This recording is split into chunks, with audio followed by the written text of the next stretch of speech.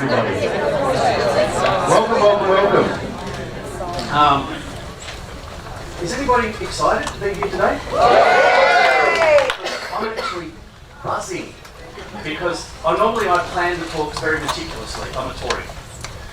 This morning I woke up and I got given this information. No, we're going to do things a little bit differently today.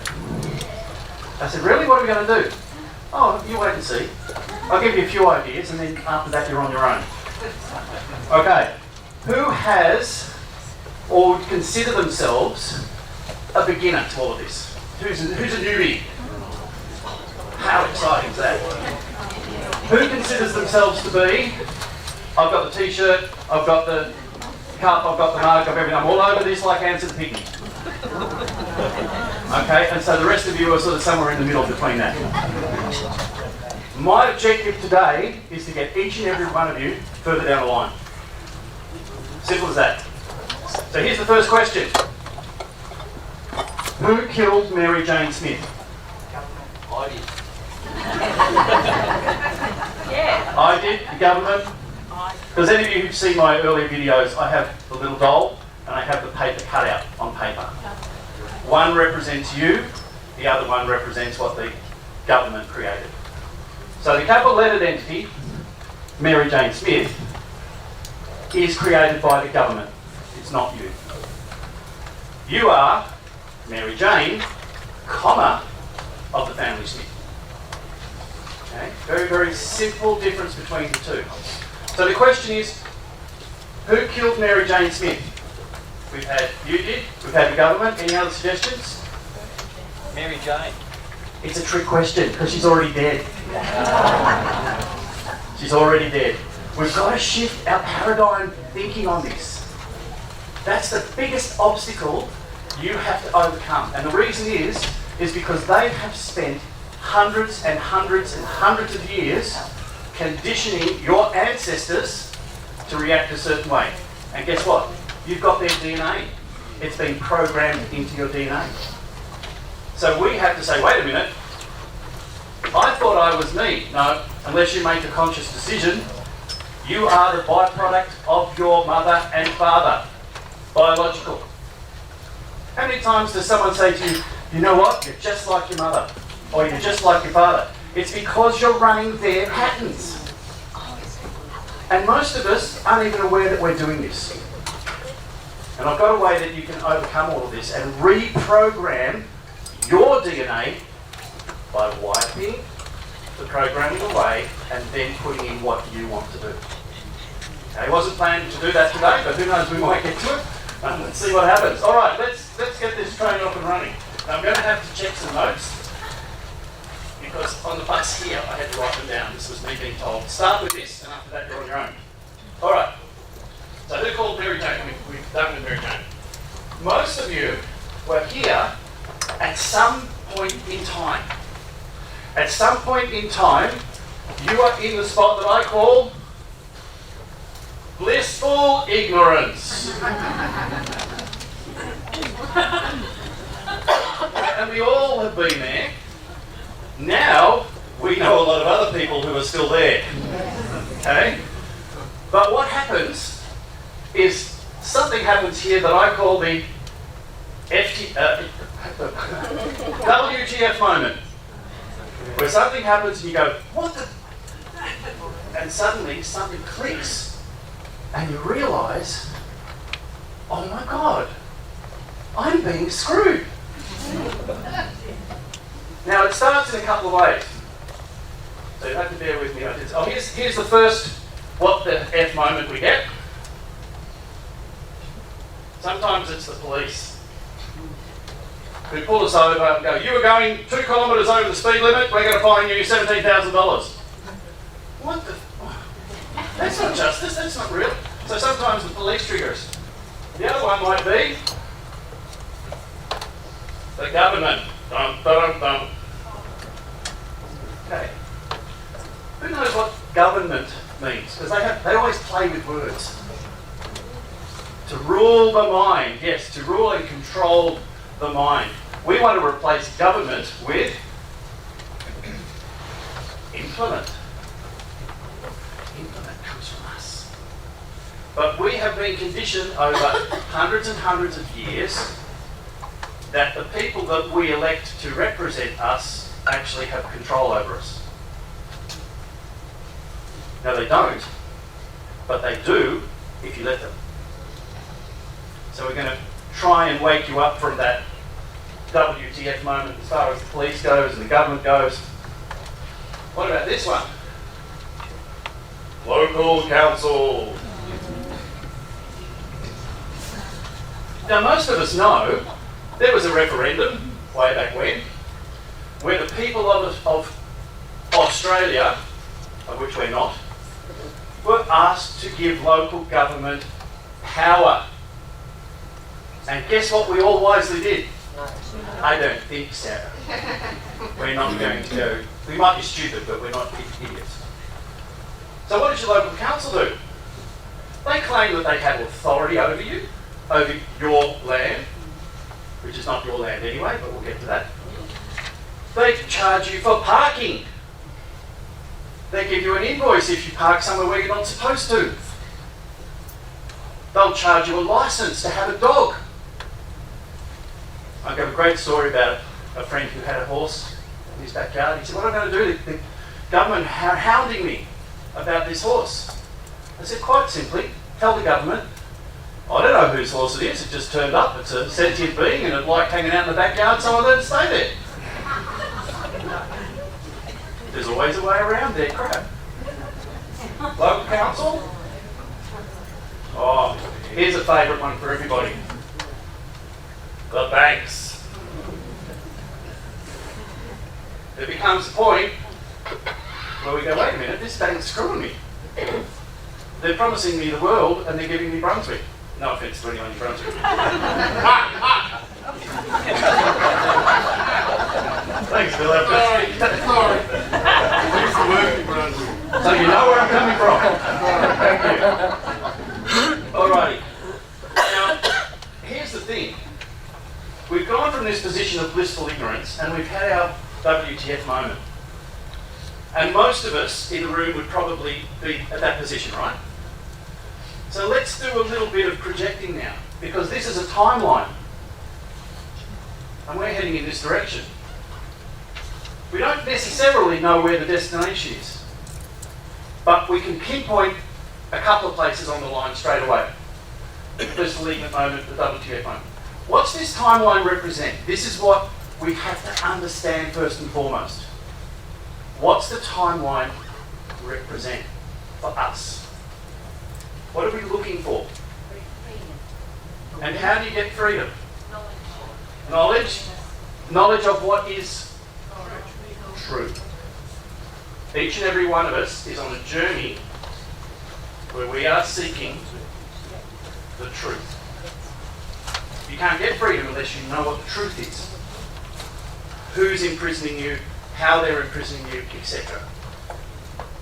This individual journey that each and every one of you is on has nothing to do with any of this. It's a journey of consciousness. It's a journey of spiritual awakening for each and every one of you to remember why you incarnated at this time when all this crap's going on. It's a spiritual journey. Now, I'm not a religious man at all, but I do understand the difference between my soul and my living body. My living body is a shell. It doesn't ask questions. It's not seeking the truth. It's just helping me to get there. What matters is my soul. So if we approach this from a perspective of our soul, choosing to incarnate, to experience all of this, we're going to have a different response to everything. We're going to understand that each and every one of these events is a gift. It's not a burden, it's not an imposition, it's a gift. Why is it a gift? Because it has triggered you through the WTF moments into seeking the truth. That's how beautiful this is. That's why I was so excited when they came to me today and they said, guess what? We're going to do this a bit differently. This is not about the common law stuff and all that. We'll cover all of that, but we're going to look at it through the eyes of our consciousness and our soul, not through our fears. Because guess where the power of the universe is? In your consciousness. Each and every one of you. If you're not here, the universe doesn't exist. Think about it. If you're not here, there's no perception, there's no interface, it doesn't exist.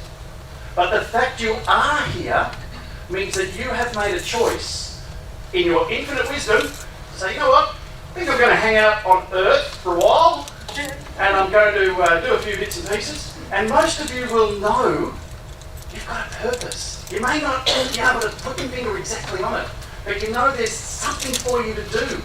There's some reason that you're meant to be here rather than walk the neighbour's dogs. Okay? This journey is to help you understand that. Because the whole universe purpose is encapsulated within you. Every thought, and I say this a lot of times to people, every thought that you have ripples throughout the universe instantaneously. And it combines with other thoughts to form the fabric of the universe that we call matter. It's all illusion. It's all created by what you think. And here's the other beautiful part about it. Every single thought in the universe passes through you instantaneously.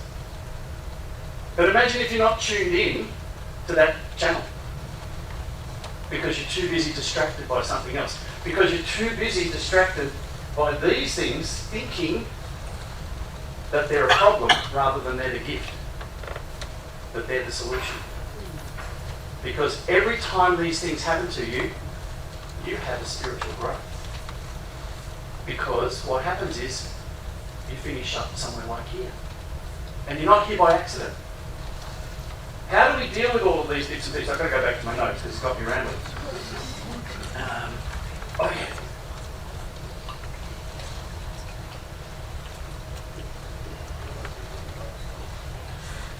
Each and every one of you has come from this perspective through one or two or all of these avenues to something else here.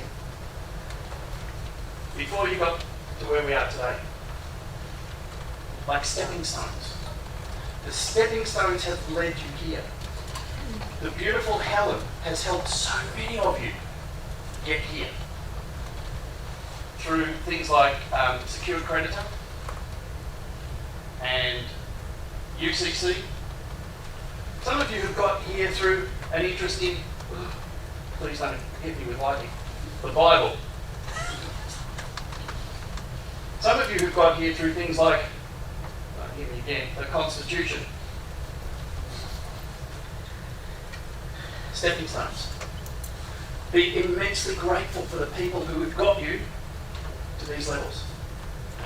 They're assisting you on your journey. I don't know everything, I only know what I know. So you've had great people along the pathway to assist you. And here's the thing, we're all wanting to get here, here's the goal. We don't necessarily know in our consciousness what it is, but it's there. You will go one run at a time.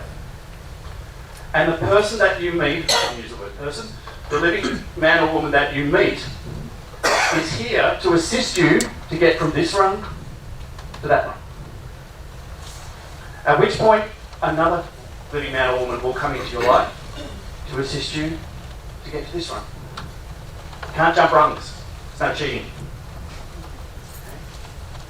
So all of the people that have assisted you are helping you through understanding where these things help you, but also where the blocks and limits are in it.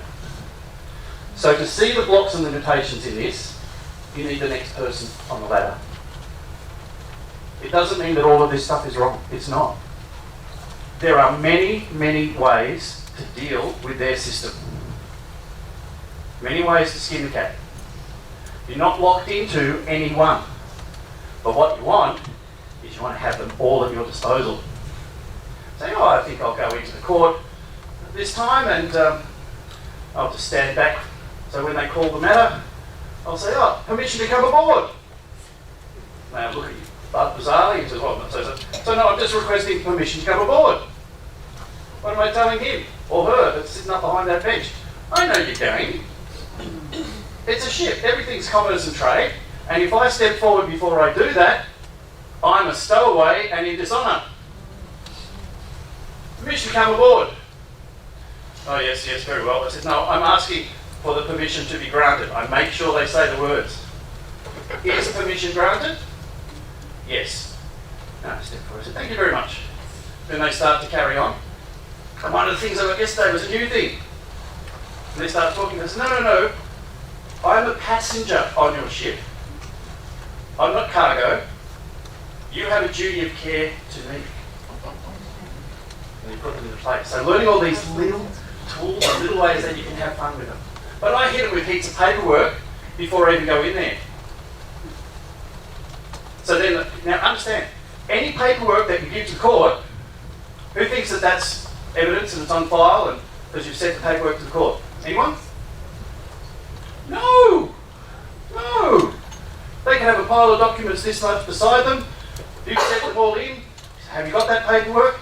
Oh yes, we've got it here. Yes, you've got that paperwork? Yes. Doesn't mean anything until it is evidence. Until you read it into evidence. So you need to make sure that that gets read into evidence. They don't like that. So we're going to learn some tricks as we go through the trade to do this. Alrighty. Now, everything else to cut there. Alright, yeah. Along this timeline, seeking the truth, spiritual awakening, some people call it, you're going to run into lies, deception, half-truths, what's the other one? And non-disclosures. Non-disclosures. My handwriting's terrible because it's more about getting the message across than it is getting the message across. Alright, so let's give a couple of examples here of, first of all, lies. The vaccine is safe and has been fully tested. I think we all know that one. Deception. The birth certificate. Misnomers. Is anyone who doesn't know what a misnomer is? Okay. A misnomer is an alternate word. For instance, motor vehicle, birth, parent, child.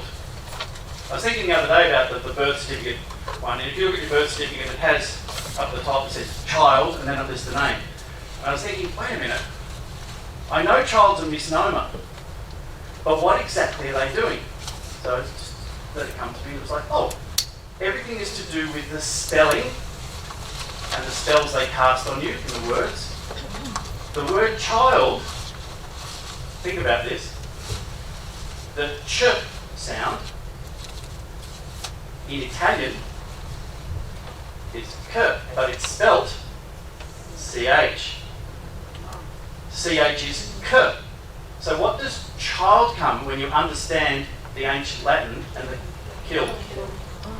Because the birth certificate is a register of the dead entity. Now I covered this in the previous chat that I did. Did everyone get a chance to watch the chat?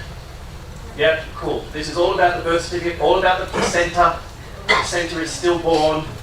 The child that they name is the placenta, and they can do that because it's been abandoned, and under maritime law they salvage it, they own it. That's why they've called it child. Question already? Woohoo! Yes. What happens if you have the placenta? Well, then they technically haven't got a chance to do that. But have you claimed it? Not yet. Okay. If you don't claim it, Yeah. it means nothing in their system. Who hasn't done an affidavit and put it into their system yet? Guess what? You don't exist in their system. Their system is a paper system, and if you don't have a standing in their system, you don't exist. So what's the only thing that does exist? The fiction, the placenta, the trust account that they created for the fiction. And that's why they always want to give you your name in capital letters to convince you that that's you. If you don't have an affidavit saying, no, I'm sorry, that's not me. This is me. That's a fiction. And your affidavit is done as a position of you as a soul. There are a whole lot of other affidavits being done by people out there about the living man affidavit and all this sort of stuff. I went, no. Because you've missed something really important here. The Vatican, back in 1302, passed a papal bull. Anyone know what a papal bull is, or doesn't know what a papal bull is?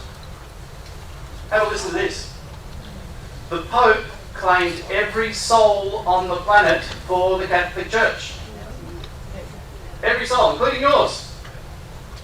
If you haven't rebutted that, guess what? Your soul is owned by the Catholic Church, which is not really about the nice stuff, is it? Yes? So my question is, how does one put in an affidavit, and to whom do you put the affidavit in? Brilliant question. If you need to get an affidavit, Sorry, could you repeat all the questions? So that yes, how does one get an affidavit and how do you put it in, is the question. And to whom? To whom do you put it in? You can get access to an affidavit template at the People's Court of TerraAustralis.org. And we have developed a template that far exceeds what other templates are. There's a lot of good ones out there, but this goes into copyrighting your name, copyrighting your image, everything. So the People's Court of TerraAustralis.org. Then the question is, who do you serve it on? Anyone that you think is going to try and claim you are the fiction. So governments, police, you can do it for banks if you want. Here's the catch though. Your affidavit means absolutely nothing. I'll tell you that. Because all an affidavit is a promise of the truth should the matter go to court. That's why they don't want you to have your affidavit in the court, because it takes all of their power away. But if you don't have it, anything that you do is like wanting to walk a tightrope without a safety net. Okay? This affidavit is your protection that you can hold up to them, and we get into trusters count, where you put all your property into a trust. If they try to claim against you and they try to do something that is against your affidavit, guess what we have in the affidavit? A schedule of remedy. Okay? You send your affidavit to the police, they have 28 days to rebut it. If they don't, they can't ever rebut it again. It's taken as agreement, as a contract. So in that, it says, if you pull me over on the side of the road for an unlawful stop, that's $50,000 you have to pay me. We have flipped their system back on them to do that. Alrighty. Where did I get to? Half-truths. Misnomers, yes. There's lots of different misnomers. Who here is a parent?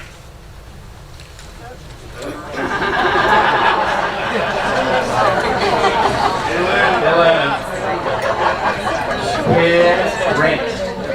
Two people rent a child back from the government. I'm not a parent. What am I? I'm a biological creator. And under the law of the universe, whoever creates owns. Pretty simple, isn't it? If you create an artwork, it's yours. It doesn't suddenly belong to the government. All of these different misnomers. I'll tell you a good one in terms of what is a motor vehicle? Has anyone actually done a search in their legislation for what a motor vehicle is? Commercial. Guess where you finish up? You finish up in the Marine Act. finish up in the Marine Act. It's a vessel, navigable by water. Nowhere, anywhere is it a land thing. So how do they get away with that? Most of you drive on the roads. Guess what? They're sealed roads, aren't they? Yeah, they're lanes on a sealed road. What does a seal do to something? Doesn't it stamp a claim of authority on something? That's why they're called sealed roads. And that's why they have lanes and traffic islands, because it's all about maritime law. They don't tell you that though. So if you turn up and you don't know that, they're going to run all over you. So you've got to expose all the frauds as you go through it. Guess what's in the Marriage Act? You don't need to have a marriage license. You can marry whoever you want, whenever you want. It's an agreement between two people. But what did they do? All of the gays and the lesbians, no, they got given permission to get married. So they all signed licenses. Controlled by who? The government. And what name did they put on the licenses? The fiction name. You don't need a license. But it's interesting because they say in the Marriage Act, a marriage is a union of a living man and a living woman for life. Well, how can people get divorced? You can't have contradictory legislation. And that Marriage Act's been around since 1975. Hang on. How does divorce happen then? Because the divorce is the separation from the merger of the two companies. The two trust accounts are merged together with the state as the control. We have been so duped. Because what they did was they went, they've got their own laws here. They've got the law of the land and all of that, and we actually have no authority on the land whatsoever. Who knows where Australia is? Anyone? On paper. Norfolk Island, Christmas Island, but Norfolk Island. So when they say, where were you born? So I wasn't born in Australia, because that's Norfolk Island. They've deceived us on so many grounds. And we've just been conditioned to believe it as if it's true. And it's not true. It's just what they want us to believe. What are the half-truths? What is an example of the half-truths? You will own no property, but you will be happy. Where's the half-truth? Well, you ain't going to own any property. Are you going to be happy? Yes, because we're going to turn you all into zombies. Because you won't know any different. So that's a half-truth. Non-disclosures, things like the Unum Sanctum and the ZKB Trust. They're non-disclosures where they're not telling you. The banks, when they create mortgages, there's a non-disclosure about the fact that they are not making a contract with you, they're making a contract with your trust account. Who gets paycheck? Who's employed gets paycheck? Or gets employed? Who's employed in gentlemen? You're not being paid.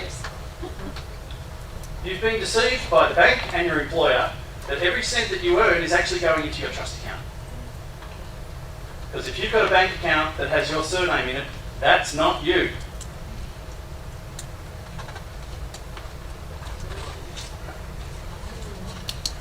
Well, no, this is where you start going back to the bank and you say, excuse me, there seems to be a fraud going on here.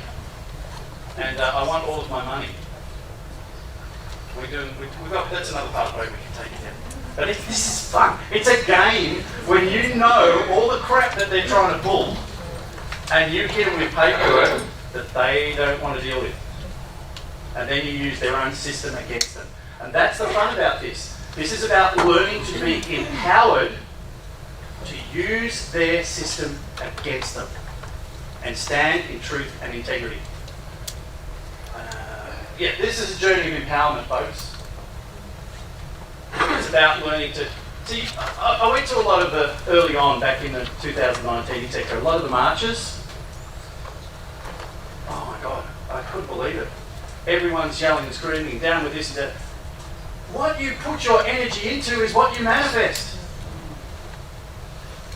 Instead of protesting, we need to be promoting. You guys are here not to fix the problem of the old world, but to lay the foundation for the new world. That's what the new world order is about. There's going to be a blind side going on. What's happening with all the cabal and everything, they're actually bringing the people together. And then when the people wake up en masse, bang, things are going to change. But what if we haven't laid a foundation for that time? And the foundation starts not with what you do, but what you are. And this is the importance of having this affidavit. The affidavit is from the soul.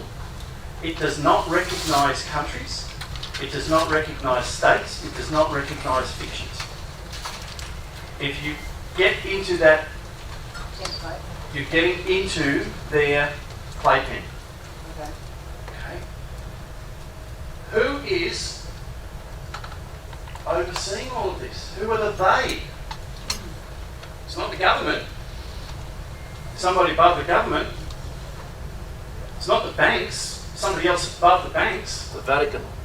The Vatican. And there's aspects. They have departments. The Vatican. Yeah. And we all know the Vatican's got nothing to do with Jesus Christ and God and the Bible or anything like that. They even admit it themselves. The Pope was talking about Lucifer in one of these bits and pieces.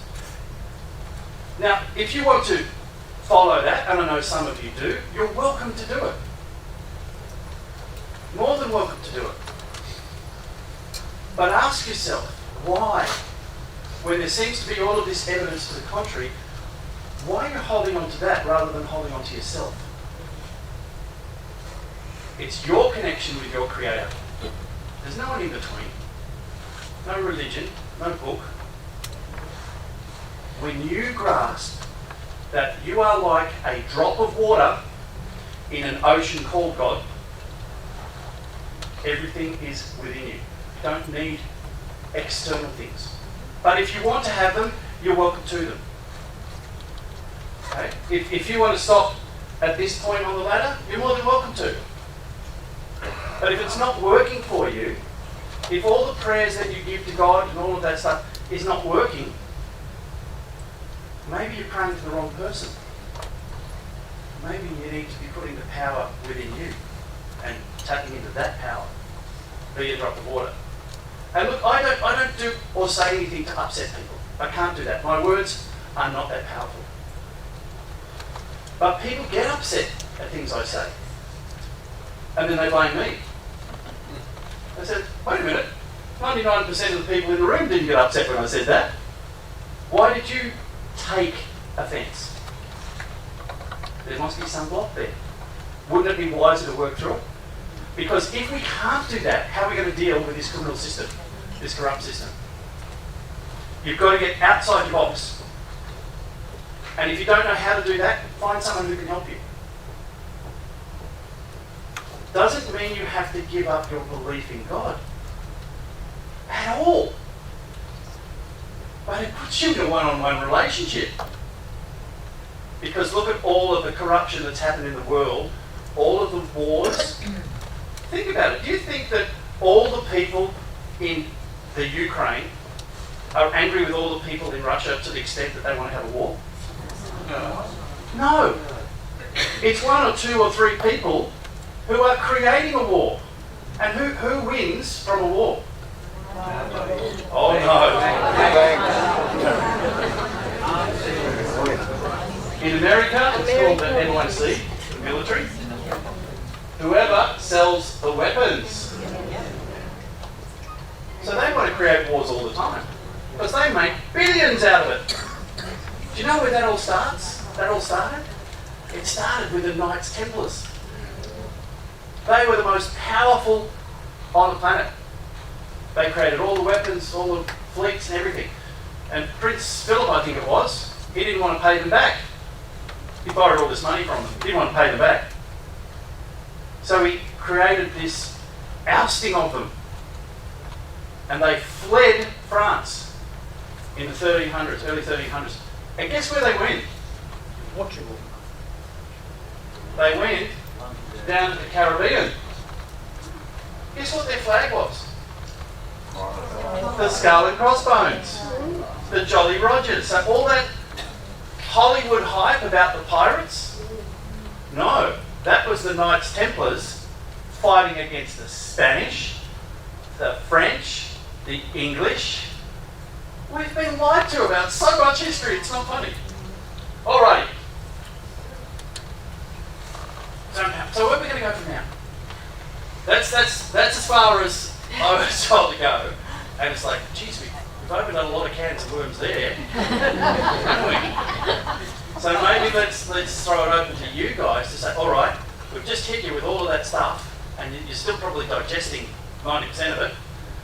But what's running through your minds at the moment? So my first question is, with all due respect to what you presented,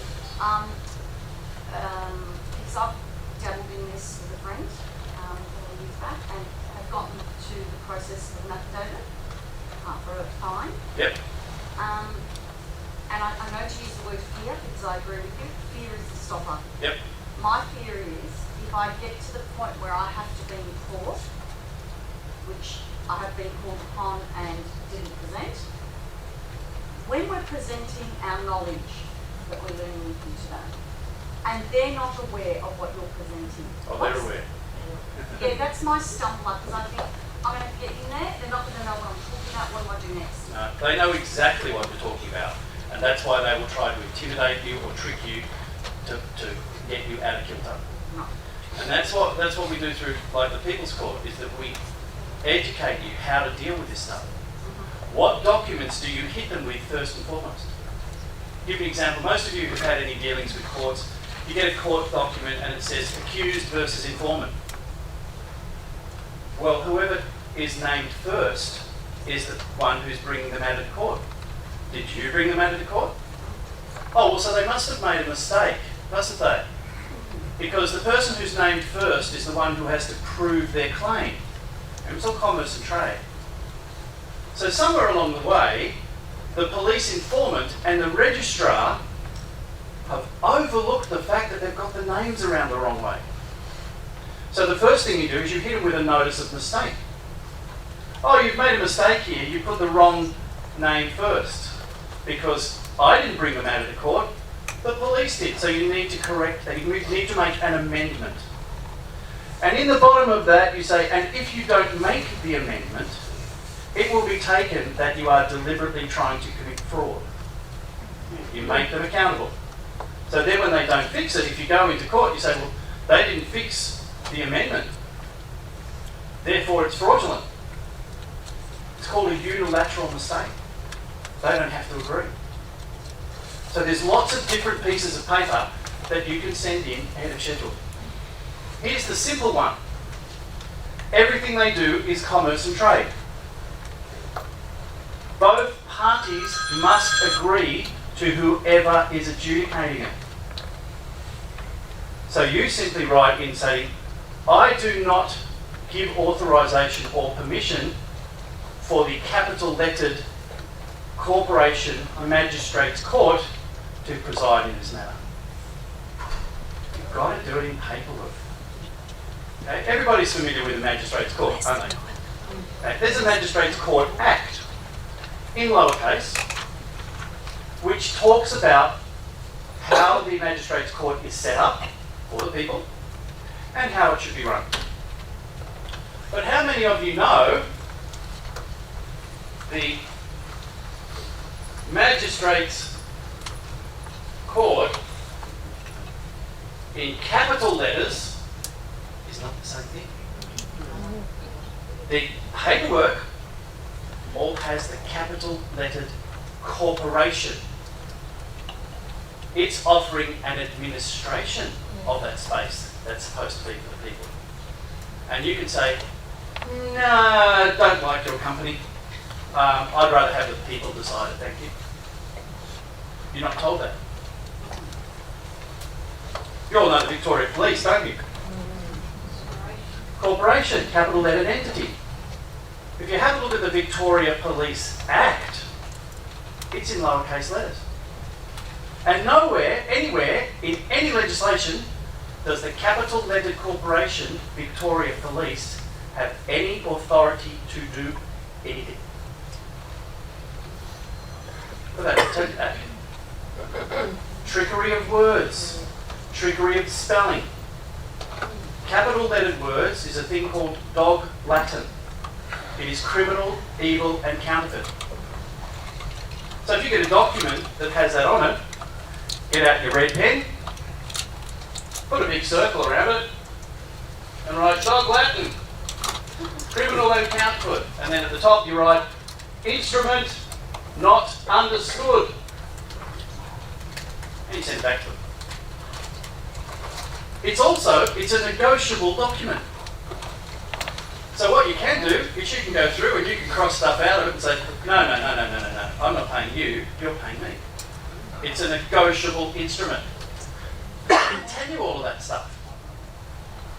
What we want to do in the group of people that I'm associated with, we want you to see all of your options. We want to support you with documents, with things like that, so that you don't feel disempowered. But the key aspect to all of it is up here, is that you understand their deceptions. Did that answer the question? Oh, no, I didn't. How did you do? Yeah, you did. Okay. I just want to know that they're aware. That's all. They are absolutely aware. Yeah. They play dumb, and you know you've got them. You will know you've got them when they start to get worked up and agitated. Then you say, I've got you by the left and right. Oh yes. Oh, totally they are. Absolutely. Every lawyer who...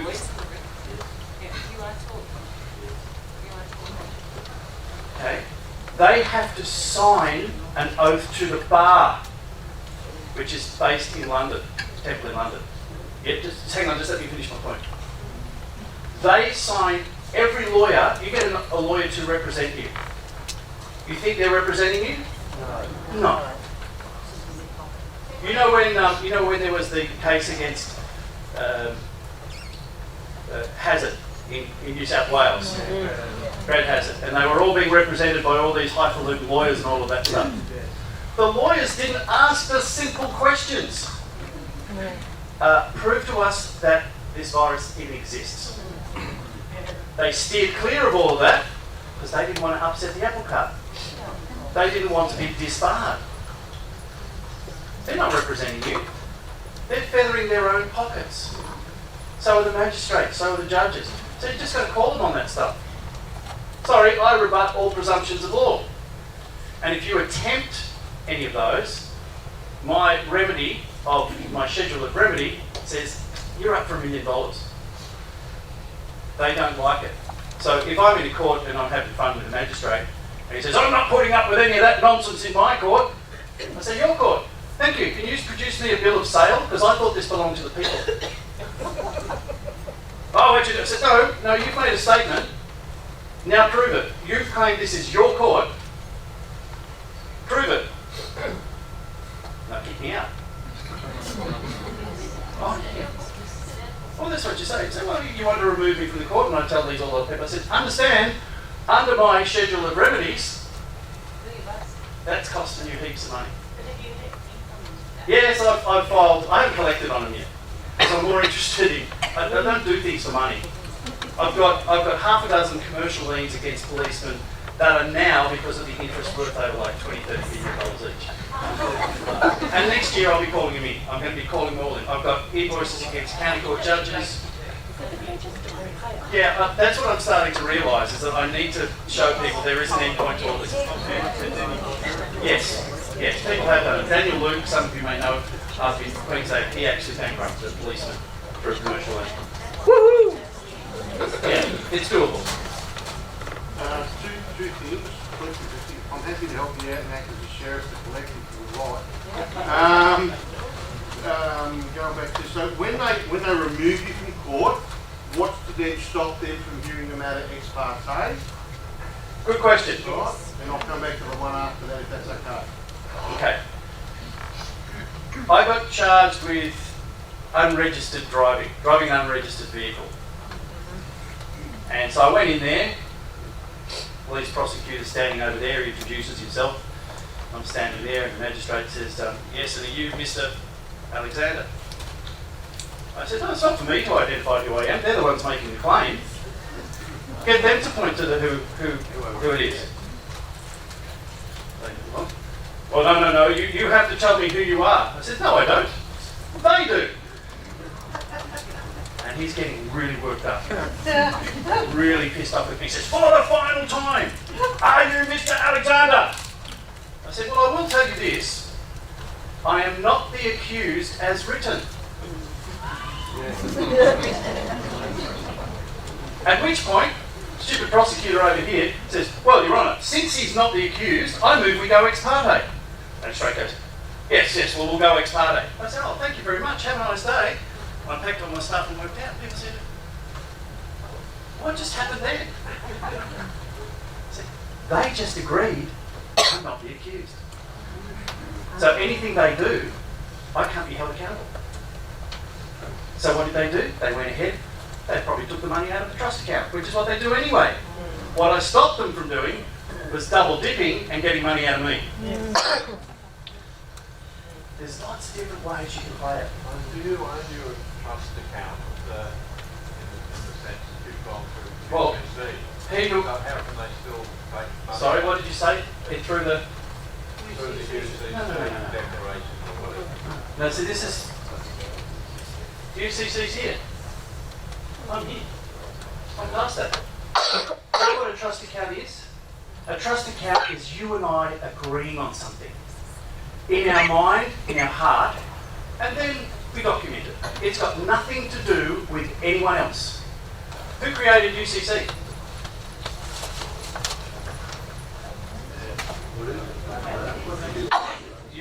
It's American, actually. It's American. It's a set of rules for commerce. Well, do you want to abide by somebody else's rules of commerce? Yeah, if you want to. It'll get you somewhere. Well, I can backtrack from that. Yeah, but if instead of that, you and I create a trust, then the only people it's between is you and me. So when I have a family trust and I put all of my property into my trust, the government has no claim over it whatsoever. What do you think all the rich people do? They know. Sorry, I'll get Billy's other question. So I was just wondering, because it took Lee forever to link what you just taught us about now and make the connection between the straw man. Okay, and I'm just wondering if there's anybody else sitting in the room going, this is great, but what's the straw man, how does it relate to this? I'm asking all Yeah, that's why I wanted to get away from this straw man idea, and that's why I just had a piece of paper with a stick figure on it, because that makes more sense, because their whole realm exists on paper. Yeah, cool. Instead of doing research, can you go in and correct the record and say, no, this is my name, the lowercase one? That way Can you it go forces in your, and correct it? Well, here's where the problem comes in. You're amending the name of a trust account, not of you as a living man or woman. you're coming in and saying, no, I am this. Can you please correct the record? And you're forcing them out of their dead. Well, why would I want to go in there and do that? Because they have no power over you. Well, they have no power over me anyway. Well, they have power over their capital name. Yeah, well, they created it. They owned it. So if you come in and correct the record, then they basically But they're not going to do that. But if you tell them that this is the correct record. Well, if you do that, then you're saying that you have the authority over it. So what you're doing is, first thing you're doing is you're giving them authority. You're reinforcing their authority and then saying, can you change it? You don't ask them, you tell them. You are the king or the queen in your own kingdom. You make the rules, you set the rules, and you enforce the rules. I have my own court. So I do a proper procedure and everything. My court makes a determination the matter has been dismissed. I then in their court submit that document A court of higher authority has dismissed the matter. They look at it and say, I've never heard of this court. And I say, well, I haven't heard of your court either. But yours is a court of the dead. Mine is a court of the living, and the living have authority over the dead. So what they say is, well, I'm not recognising your court. I said, well, thank you very much. Under equity in law, I don't have to recognise your court either. And I walk out. You've got to stand in your authority. You are the king. You are the queen. You are only answerable to your creator. You do not ask them anything. You tell them. So what they do is, they say, oh, we don't recognise your court. And then I say to them, excuse me, under your rules, you uphold the rulings of all courts. There's no defining what it is. The proper procedure is for you to tell the prosecution, you need to go back to that court and appeal it in that court because we don't have the jurisdiction to override it. And when they don't do that, they get listed in fraud. Just, it's like think outside the box, people. The answers are all there for you. Yes? Do you have a living birth certificate under common law right? It's a birth certificate, instead of being recognised as a person, we're recognised as a human being. Do you know how I get recognised? No, People go, oh, there's Alex. A piece of paper is not identification. Okay. They'll even tell you the birth certificate cannot be used to identify someone. So why do they ask for the birth certificate as a thing of identity? Because they're trapping you into the fiction. The prima facie evidence, I did this with my daughter. My daughter's now nearly 9. She has no birth certificate. But she's got a passport and she's on Medicare. And from the very beginning, people said, you'll never get her on Medicare, you'll never get a passport without a birth certificate. I said, oh, well, we'll see about that. So we got it. Easy. It's an easy process. You use their system against them. I'm not talking about the your original birth certificate thing. I'm talking about, I'm talking about the living birth certificate where it recognises you as a sovereign human being of this land, and it's under commonlawtruth.com. Okay. Yeah, I know what you're talking about, right? Yeah, yeah. I'm going to put something to you, to everybody. Okay. I want a document from an organisation that verifies that. Okay? Okay. I go to Fred's fish and chip shop down the road. Said, Fred, will you do me a document that says that I'm a living man? Fred says, yeah, no worries, mate, I'll do it for you. And he whips up a beautiful document where he acknowledges that I'm a living man. How much worth is that? Because it's exactly the same as any common law court producing a document that records you as a living man. That's how much worth it's got.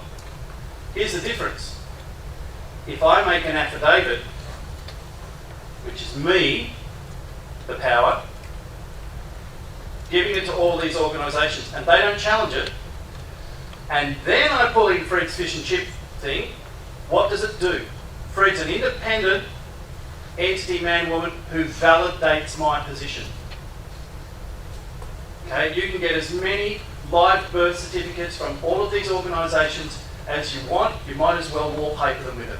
Because if you don't have an affidavit, you have no standing in their system. That was my other question. So you get the affidavit from template as you can Yep. say it, but that would still hold validity with the other thing. Once the affidavit. No, you're putting the cart before the horse. No, but you go back. All right, I've got that. So now I want to do the affidavit. Yep, So I want to do that and serve it on whomever I need to. yep. So then that cements that part of it as an individual person. It's the foundation Yes, it's that you the build a foundation, business. yeah. Yes. But that living birth certificate still holds ground. Really? Well, How? in some cases, yes, because under common law rights. Common law rights don't exist on the whole planet. The common law rights are the rights and the common law that developed on the commons back in England in the 1500s. If you base your foundation on that, you're going to be screwed. Okay, thank you. Your simple pathway here, and I might have said this before, but let me say it again. I am a soul only answerable to my Creator. End of story. Because who's going to challenge that? No one. With the paperwork you're talking about, I could rip that apart in 5 seconds. Oh, no doubt. That's what I was asking. I'll give you a great example. People who quote the Bible as the source of everything, they quote the King James Bible usually. Right? I say, well, tell me why this version of the Bible has more authority than the ones that were written 300 years earlier, the ones 1,000 years earlier. Because surely the one that is written closer to the time is truer. So tell me why this is the definitive authority and all of those are not.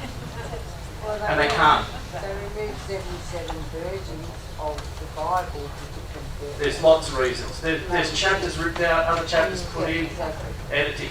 This is where it's dangerous to hinge your hat on a belief structure. Yeah, I get that. Yeah. That's why we're learning. Yep. Yep. Therein lies the quandary. I'll go back to the lady up about 3 rows from the front who asked the question about her title before. And you sort of alluded to the fact then, the further you go back. My understanding is that the first maxim of the law is, so if you're going to state your case in law, and I'm talking about the sovereign elders of this nation, is that the first in time is the first in law. So aren't we all needing to come back to that and work with these people so that we can develop our own law in this land? Absolutely. Spot on. First in time, first in law. The law that is on this land is the law of the First Nations people. Now, many of the First Nations people are embracing us and say, we're including you in our tribe. I don't think I'd call them First Nations, really. Well, what would you call them? I don't know. Just Leaders the of sovereign land. beings of this land, because if we all get sucked into this First Nations thing, I'm a sovereign being of this land. They are keepers of the land. They don't own the land. They'll tell you that themselves. They don't own it. They won't even tell you they're custodians. That's what the government will tell you they are. There's a big difference. That's one of those words, misnomers. Custodian. Have a look up what it really means. Caretakers. I'll tell you that. Nick, then we might have a break. How do we find a break? Yeah. An important point to know is that in etymology, the word sovereign only means that you're not a slave, period. Okay, I don't use the word sovereign. I use the word sovereign. It's spelled S-U-V apostrophe E-R-A-N, and there is a very big difference between the two of them. You want to state yourself, you are a sovereign being. And you know what? I don't call myself a sovereign being. I'm a soul. Connected to God. No labels, no tags, no nothing. I'm just a soul and I'm only answerable to my code. If you put a label on me, I can deny it or not deny it. Who would consider themselves a sovereign citizen? Anyone? No, it's a trap. You can't be sovereign and a citizen. It's impossible. All right. Look, the other thing I wanted, because you raised the thing about maxims. Maxims of law are really powerful to use against their system. They are bound to it. The big ones, we can give you a list of like 120 maxims of law that you can start to familiarise yourself with. But here's the big one. He who does not deny accepts. If you don't deny it, it's taken that you've accepted it. Alrighty, let's have a break. And we'll get the ball rolling again in maybe another 20 minutes. Chance for everybody to have a and then start getting some more questions fired up about anything that you want more explanation.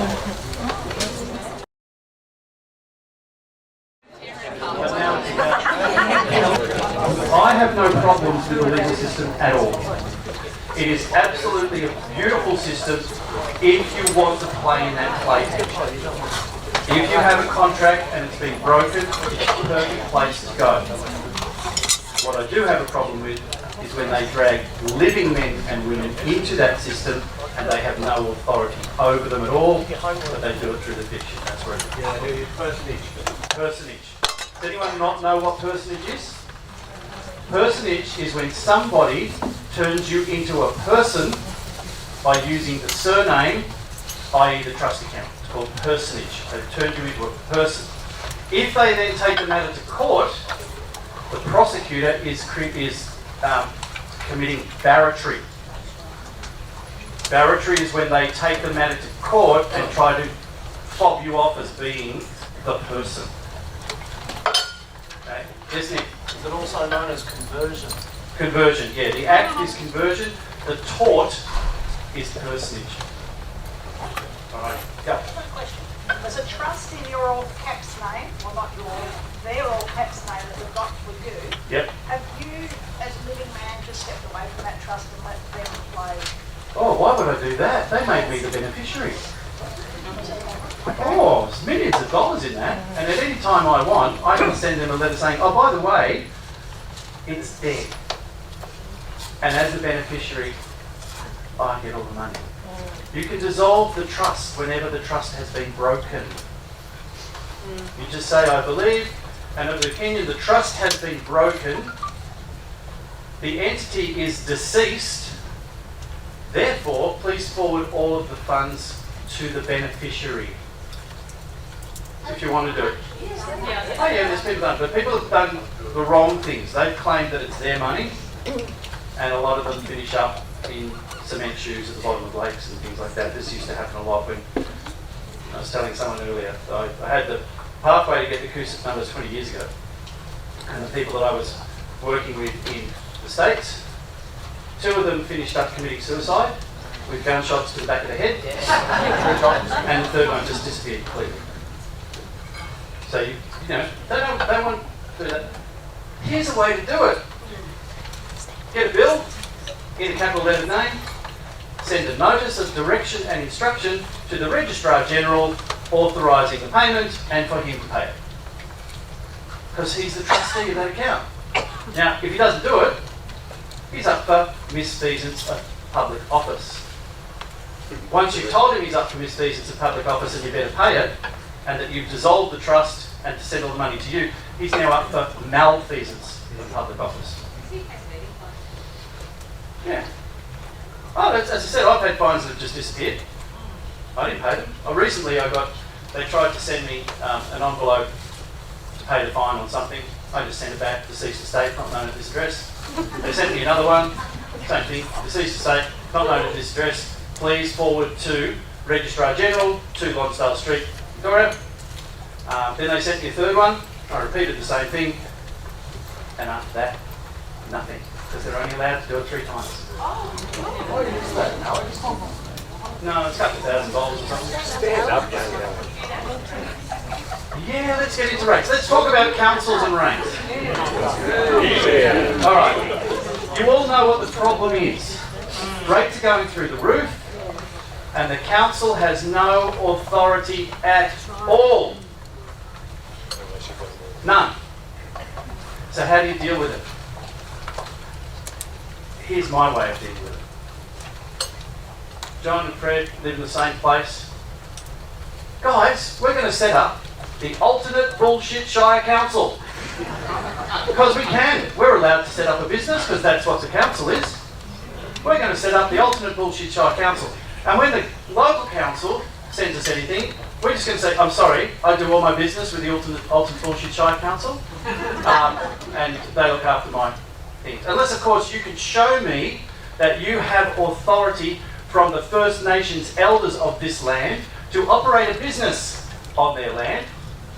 If you could show me that you have authority from the elders to make claims related to what you have agreed is their land, because guess what the government's all doing now? Acknowledging the traditional elders. So what you say is, okay guys, I want to see a bill of sale where the traditional elders of this land have sold the land to your council.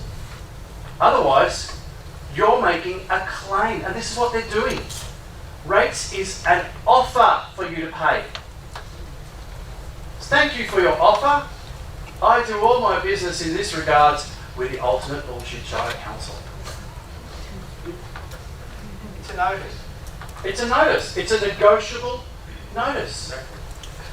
And they make all these threats and everything, but when you call their bluff, they back off. Especially if you call their bluff with an instrument that has consequences, such as, I will conditionally accept your offer, provided you can provide me within 28 days the following documents. If you do not provide those documents within 28 days, it will be taken they do not exist and you are fraudulently attempting to extort money from them. They've got two choices. They provide the documents that prove they have a claim, or they've admitted the documents don't exist and what they're doing is fraudulent. You always switch it back. Because you know when you get something, they say you must pay within 28 days or you're going to get penalties and you're going to get this. That's all intimidation bullshit. Because they know they haven't got the authority. But you've got to have your affidavit so that you have standing in their system, which they haven't challenged. You didn't challenge that I was a living man. You didn't challenge I was a living woman. You can't do it now. Too late. Missed your chance. It's that simple. All we're doing, we're not fighting their system. We're using their system against them. The same way that the rich people use the system, set up trust accounts, take everything out of the government's control and all of that.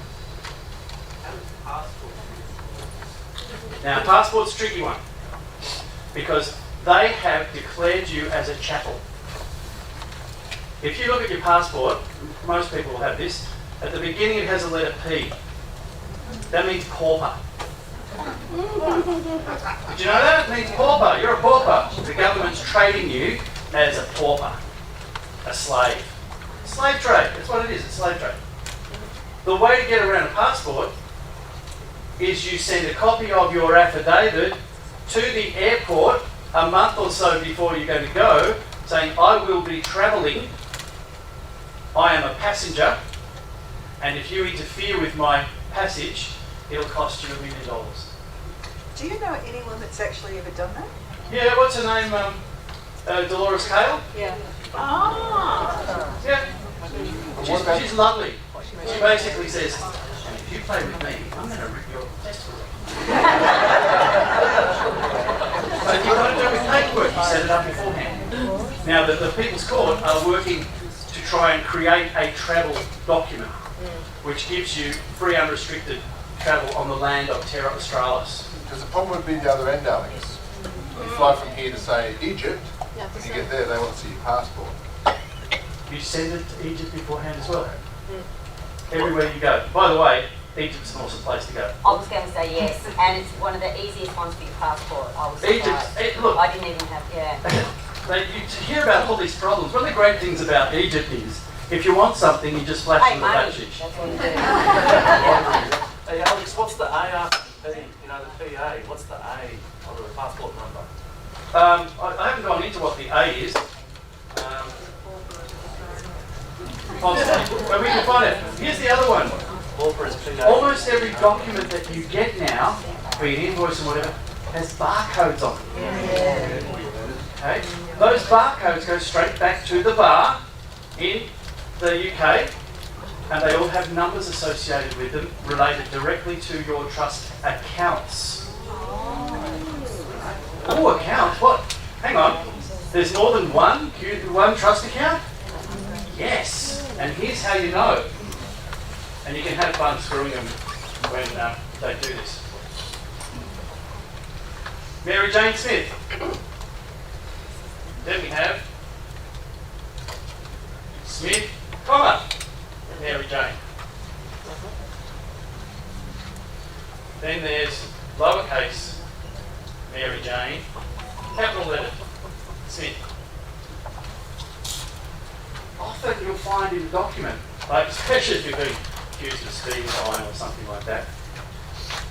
In one of my cases, one of my many cases, there were 13 different names used to represent me, including Mr., the accused, the defendant, various variations of the name. So I said, prosecution doesn't seem to know who they're making the claim against. There's 13 different names here. Who are they making the claim against? Or do they have some piece of evidence that says that all of these are the very one? You can't do it.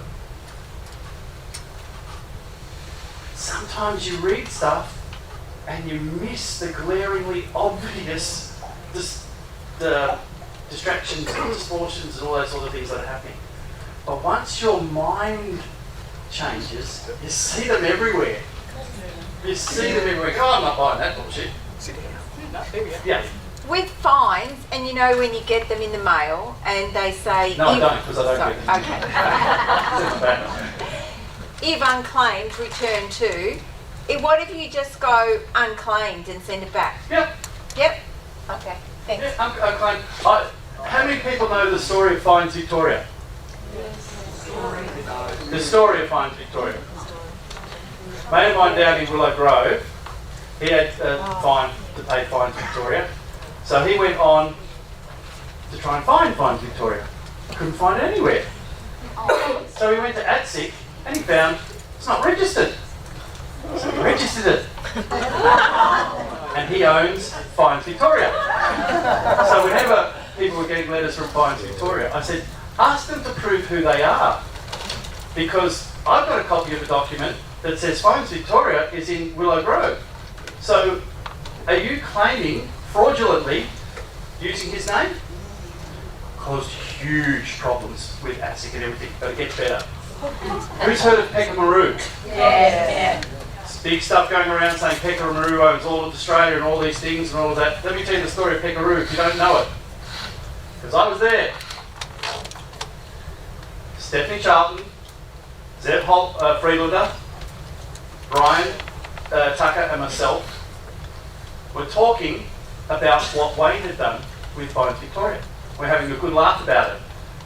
And they said, oh, I wonder if we could do that for some of the other names. And they jumped on and they registered Queen of Australia, Revenue New South Wales. So when you see Peckamaroo is owned by this, they own all of these things in Australia, they're this evil organisation. No, that's the good guys screwing up the system. So when ATSEC came back at Zeb and said, we want the names back, Zeb said, no thanks, we've got a contract, you made an offer, I bought it, we've contracted. But if you do want it back, I'll sell it back to you for $10 million and 10% of all the funds. And ATSEC's screwed. So you just need to know, Fines Victoria, ask them to prove who they are. They don't exist. They're a department of the Victoria Police. They're debt collectors for the Victoria Police. But ASIC would be a corporation as well without it. ATSEC is. Yeah. Yep, that's why when they got caught out, they didn't like it at all. So it's like, you gotta have fun. Don't get into this and be worried, because you can ask someone, hey, what do I do? Well, we'll throw them with this paperwork, we'll throw them that paperwork, let's see how they handle it. We had a case in, we've got a case in Western Australia where I'm helping somebody who's claiming the money back from the bank for his properties. And the lawyers got involved, but we served a notice of legal liability on the bank.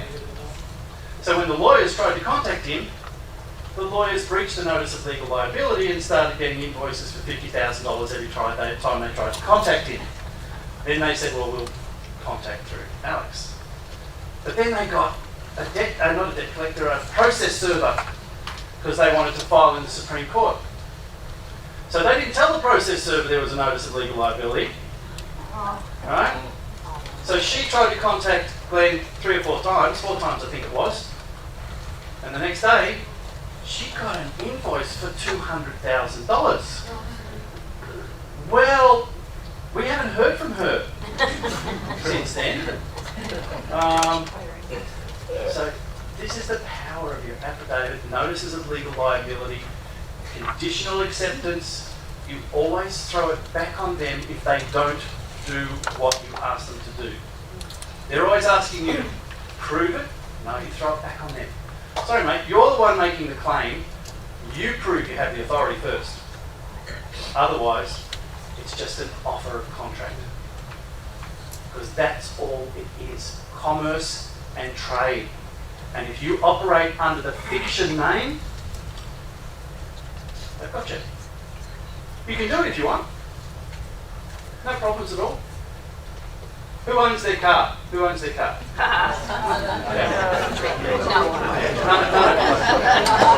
You think you do? You don't. Yeah. No, I paid a debt because I was stupid.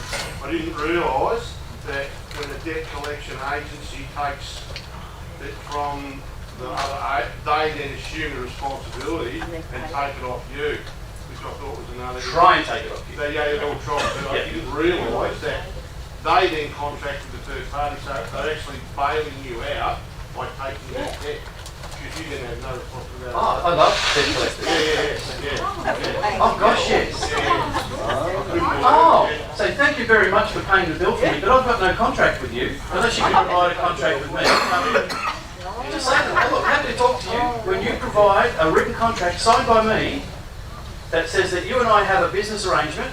More than happy to talk to you. Until then, guess what? You're screwed because you paid for the debt and you're not getting anything. The agency that did this, they're trying to you by them to pay between the debt and I buy that debt and I come to you, she's in prison. Yeah, if I buy a house and I sell the house to somebody else, who's responsible for the loan? Okay, I've bought a house, I've got a loan, and then I sell that house to someone else. Who's responsible for that loan? Me or the person? I am. I've contracted with the bank. If I sell it to somebody else, they don't inherit my contract. Okay? You cannot transfer a contract to a third party. So if a debt collector, and this is where they try to make their money, by intimidating people. Oh, you just need a simple piece of paper. Do they ring you up? Yep, I don't answer the call. Oh, I do. Yeah, no, they ring me up and they say, oh, can I speak to such and such? So who's calling? And they tell me, oh, it's a personal matter. I said, yeah, well, what's it about? Oh, we can't tell you what it's about until you identify yourself. I said, well, I don't work that way, mate. You've got to tell me who you are, what it's about, and then I'll tell you whether I'm relevant or not. I said, but however, if you've got something, put it in writing to me and I'll have a look at it. Put your offer in writing. Never hear from them. Now they started writing. They've started writing? They started writing. Whose name's on the envelope? The name that's on The fiction. What do you do? That's breaking the law to open someone else's mail. Did you know? I've got that on recording. I've got a recording that you've been opening other people's mail. That's a federal offence. How do you get around that? Okay, there's so many different ways you can do it. Open in error. Open in error is one. The other thing you can do is, as the beneficiary of the trust account, you, the living man or woman, can give the fictional account permission for the living man or woman to open documents for it. Right? That's how you get around the lawful side of stuff. But better still, if you know what it is, you can put anything on the outside of it. Return to sender, not known at this address, no contract, no consent. There's so many different things you can do. If I know it's a bill, I just send it off to the Registrar General. Because he's the trustee of that account. I know he's the trustee of the account. They'll say they're not. So then you come back and say, well, if you're not, who did you sell it to?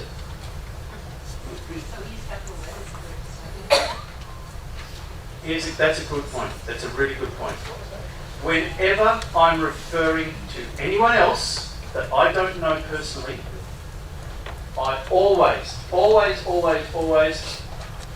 put their name in double quotes. So if I've got a letter from Mary Jane Smith from the wherever, blah, blah, blah, and I'm writing back to her, I address the letter to the living woman known as. Anything that I don't do that to, I'm acknowledging is legitimate. So whenever I'm talking about their corporation, always. Like, always. And so if in the course of a correspondence to them, if in a paragraph I use the word you, straight afterward I qualify it by saying the living woman known as. Otherwise you has no meaning. Could be anyone. I have to put the qualification in afterwards. So simple ways to learn how to create these documents to make the living woman accountable. I'll just get you a second, Billy. No, you're good, I'm good. In the case that we've been doing, we sent invoices off to managers, etc., of a particular company. And they tried to put those documents forward as evidence that we were harassing them. And we simply said, no, it's got nothing to do with the company. Can't you read? That invoice is to the living woman. There's no mention of the company. She is legally liable. If That name is at the bottom of that, whatever, document. it's knowing how to put it back. You as a living woman can't sue a company. Did you know that? Contracts can only exist between a fiction and a fiction, or a living man, living woman, and a living man, living woman. There's no cross-pollination allowed.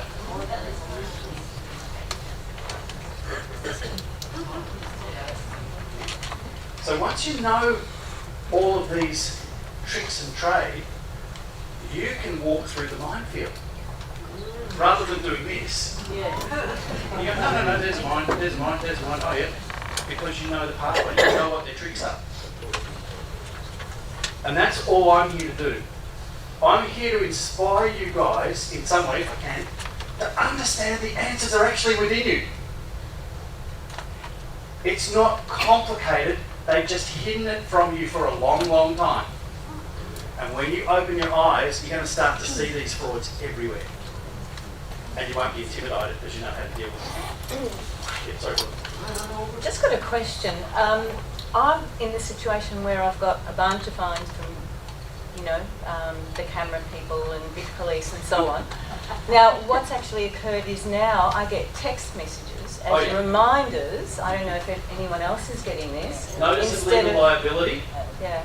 That all correspondence must come to the living woman known as da-da-da-da-da, or it will incur a processing fee of $10,000 per page. Love it.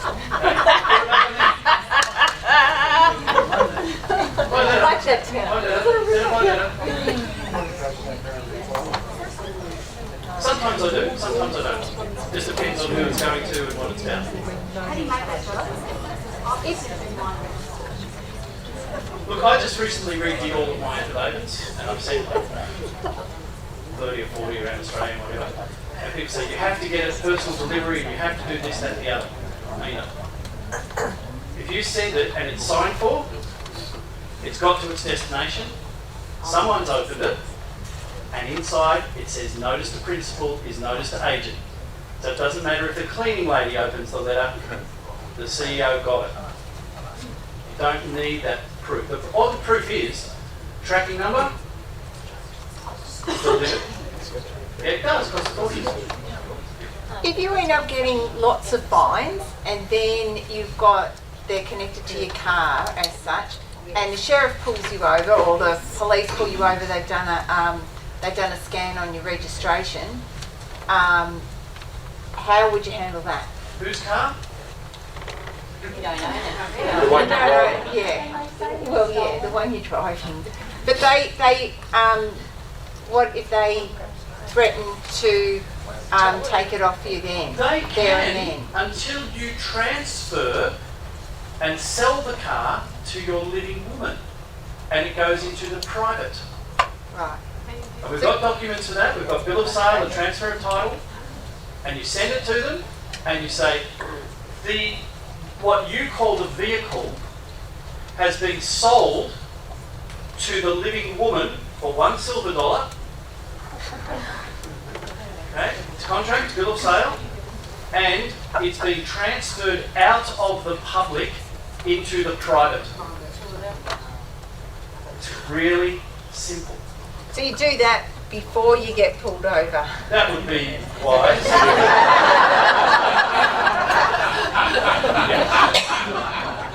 Mind you, you can still have, if you've seen some of my videos with it, you can see I have fun with it when they pulled me over. And they turned up saying I had to surrender my vehicle. You know, and their mass saying, I said, have you declared war on me? Yeah. Well, surrender is a term of war, and clearly if you declared war on me, well, they didn't know what's going on. I said, no, you can't have my property. And they left me alone. Really? Still got it. No, but there and then they left you alone. Yep. Because that's my fear, confrontation. I just reminded them of the trespass notice that was in the window and said, there's no crime being committed, you are committing willful trespass. Now, one of the guys who's been to my house before, he's standing out on the footpath.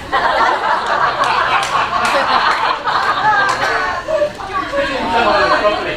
Let the young constable come to the door. He didn't know what to do, but the other guy's standing out on the property. I'll tell you another one that we've done.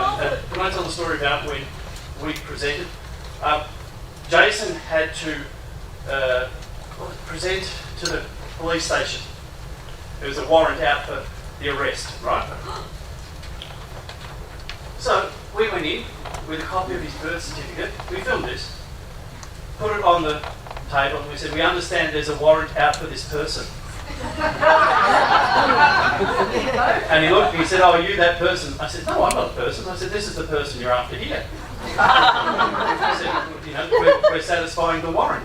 You can keep that. You know what to do. Okay, well, if you're not the person, then we can't. I said, no, you've just been presented the person.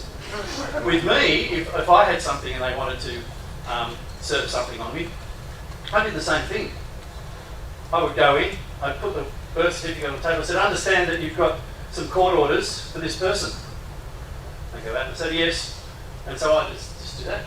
And they're doing it. They said, now, this is, I said, no, I'm not the person. That's the person there.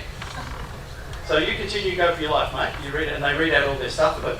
And then at the end of it, I say, now, are you satisfied that you have served the person on that paper? And they say, yes. Thank you very much. And I walk away. Because I haven't been served, he just admitted he served the person on the paper. Yeah. I've got a lot of videos that I haven't put up publicly. But isn't that the registrar as well, Alex? The registrar, yeah. Go back to him and say, well, he's the guy you've got to go talk to. Yeah, always throw it back on someone else. It's like when they say there's a warrant. So who's it signed by? Well, they won't show you. So no, if you're going to arrest me, you've got to show me the warrant, and you've got to show me what it's for, and then it's signed by somebody who's not there.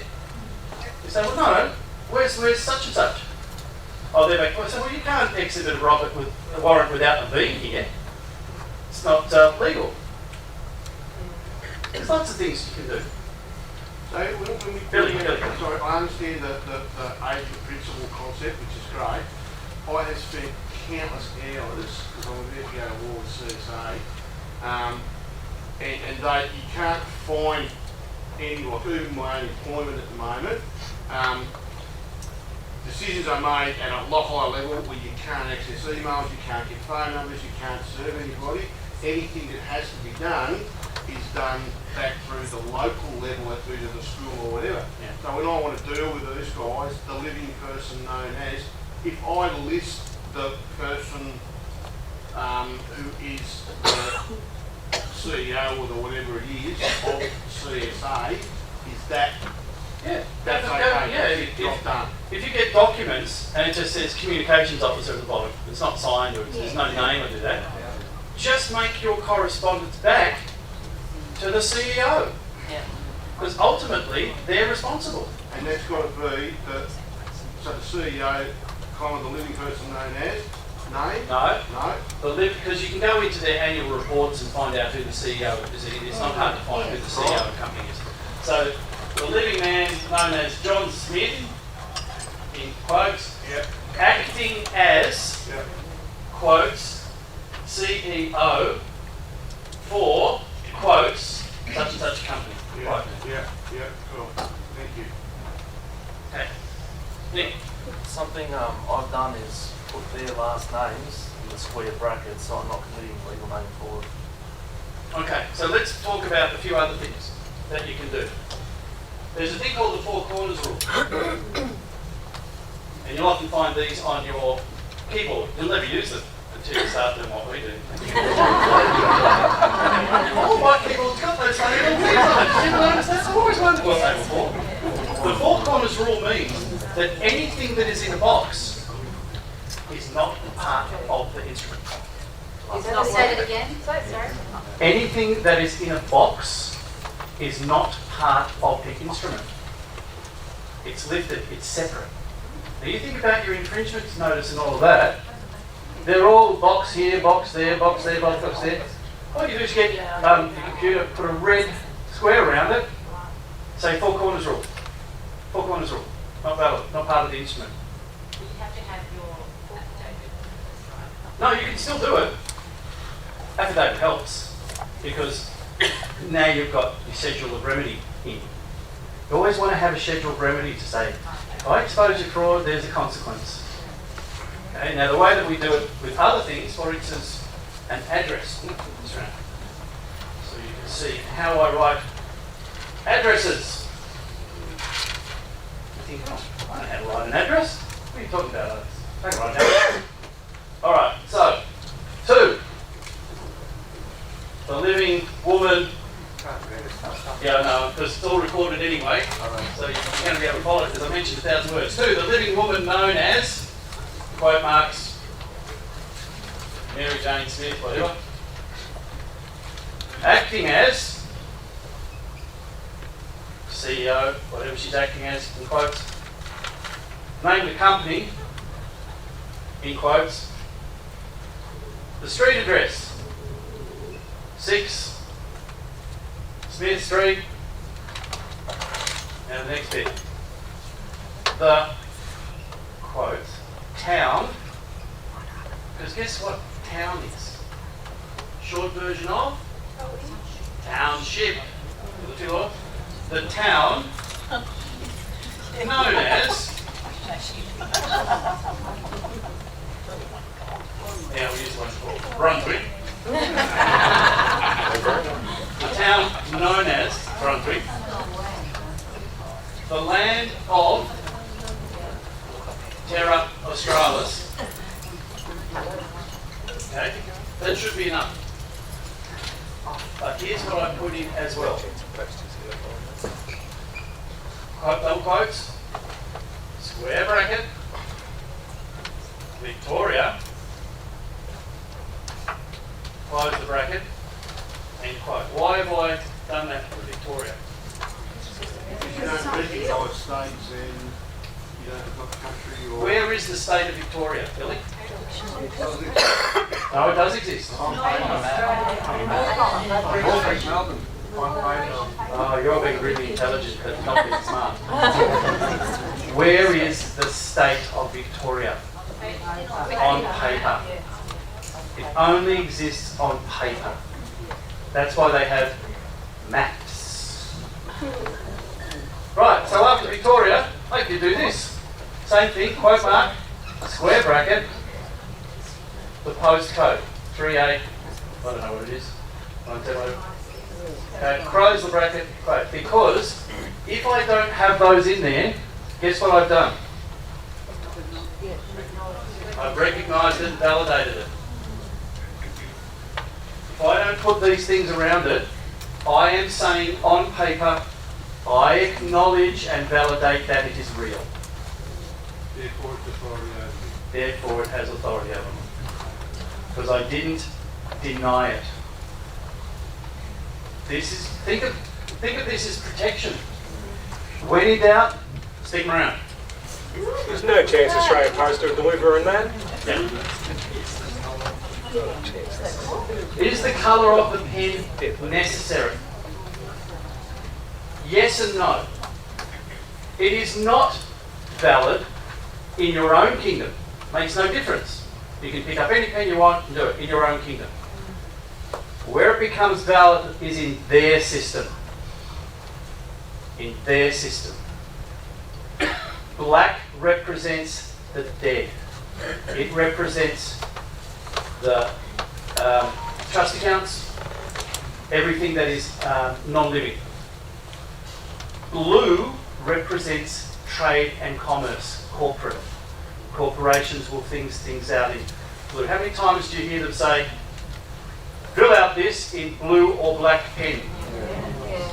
Fill it out in capital letters. And so like sheep we go, oh okay, yeah, no problem there. I'll just put myself in through the slaughterhouse. Yeah, no problem. There you go. And you want me to sign it as well? Yeah, I'll just sign it. Yeah. And use the surname? Yeah, I'll use the surname. There you go. Lambs to the slaughter.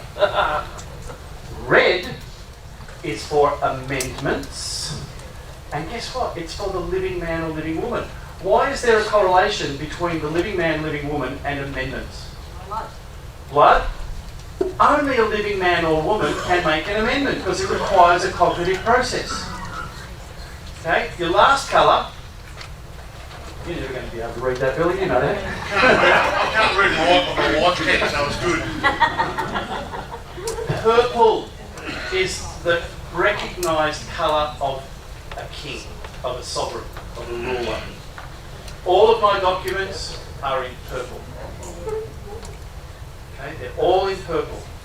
Then at the end of them, they tell you, oh, you can't put a cursive signature.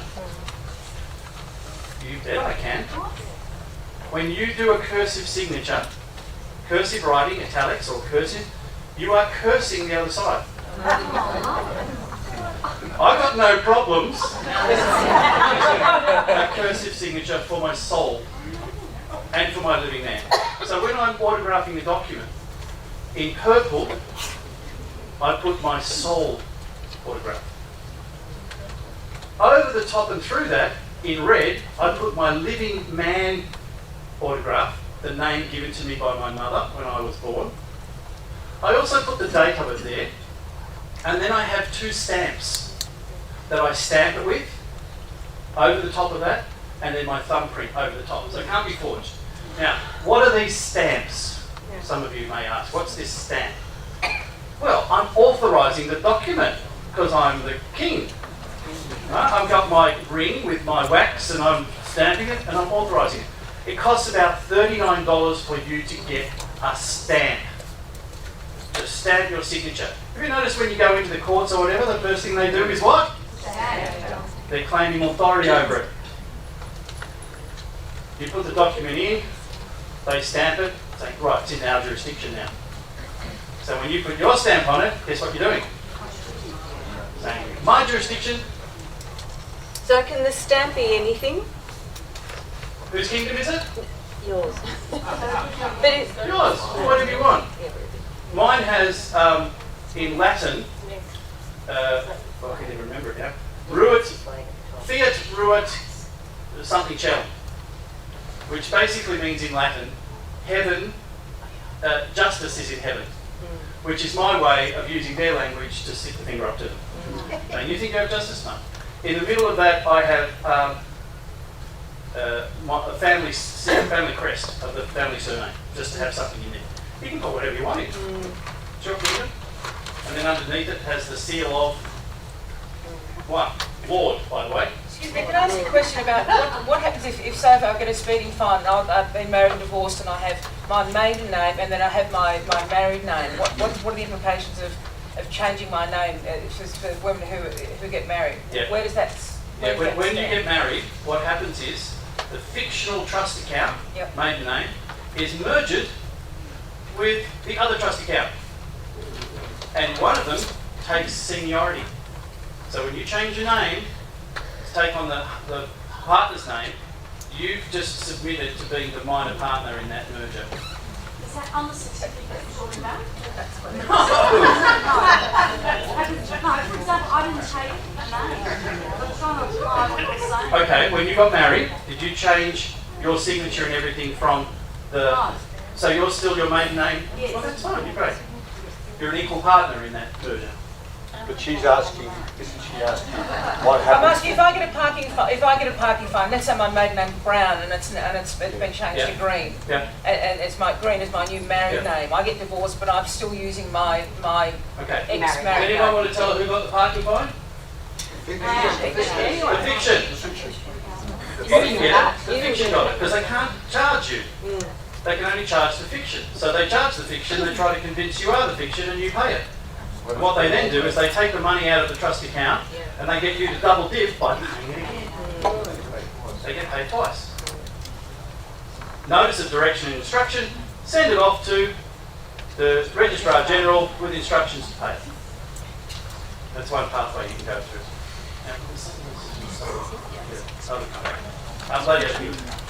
What do you do in the instance when you sell a property now that it's all done through Pixar and you haven't paid the rates for so many years and they all left to take the money out? Simply expose the fraud. That's what you're going to do. You say, wait a minute. I've just discovered there's a fraud going on here. I'm not buying into that fraud anymore. Who's responsible for this fraud? Oh, the bank is. The lender is. Whoever's supposedly lending the money. You know they never lend you money. They might as well lend you air. So you kindly point that out to them. Say, wait a minute, your whole process is a fraud. Oh, I want all my money back, thank you very much. And I'll have it in silver. Oh, well, see. Yeah. Silver's going to go up more percentage-wise. Yeah. Just on trust, is it true that there's family trusts in the private realm, family trusts in the public realm, and if you've got a number of family members in a trust, is it ideal that each of them go through this process with their own affidavit, or like if one doesn't, does that mean the trust is exposed? Yes. Family trusts in the public realm are controlled by the government. Yeah. Usually protect the interests of people who died or etc. You want to transfer everything into a private trust, and you make your kids and whatever the beneficiaries, and that continually can be updated. Could be last for 30 years. And this is what the rich people do. They just update the trust. They add another beneficiary in, and when somebody dies off, that's okay because all their property's in the trust. And is the mechanism to make a public trust a private trust, is that creating a PMA, or is that just everyone in the trust does an affidavit and you put all the assets You can add anyone into the trust you want. I'm just trying to discern. Yeah. I know we How this does is establishing the private. Yeah, this is what I said before about the separate ways of coming here. And so you find out about PMAs and you go, oh, that's the way to do everything. So, well, sure, you can do that if you want, but there's going to be limitations down the track.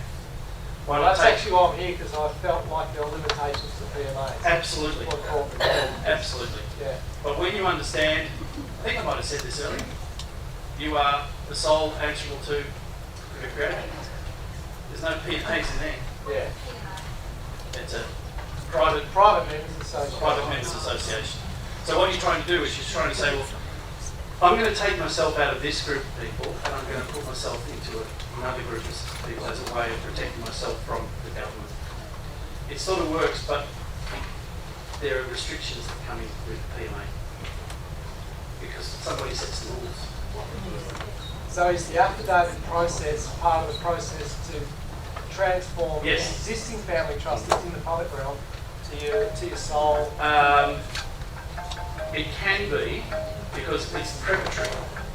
Your affidavit's over here, your PMA is over here, you're trying to get it. I don't have a PMA. Family trust over here, government control. Yeah. And you want to get all of that to here. Yeah. Well, the affidavit is your foundation that you set up the trust from. Yeah. So you start again almost. Pretty much. Yeah. And if other members in the existing trust don't want to do that, you still accelerate. Yep. Yeah. Thank you. Yep, absolutely. Your own private trust. And as I said before, a private trust is set up between you and me to protect our property and our interests. and we take it out of the government's control straight away. And we can add anyone into our trust. See, you and I, we're going to do a little private trust where I'll share all of my stuff with you and you share all your stuff with me. And then your sister comes along and she says, well, I want to be part of the club too. I say, well, what have you got? Well, nothing. Well, I was going to leave it to you anyway, so all right, you can come into our private trust as well. That's what a private trust is. Yeah. Does this lean over into superannuation? Of course it does. Superannuation, do you understand that their criminal system is actually based on insurance?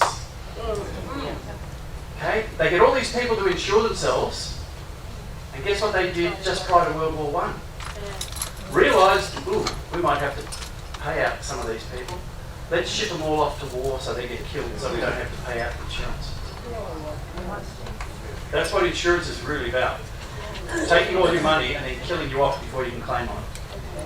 It's all based on insurance. And superannuation, none of your money in your superannuation fund is yours. That's why they're making it so hard for you to get your super.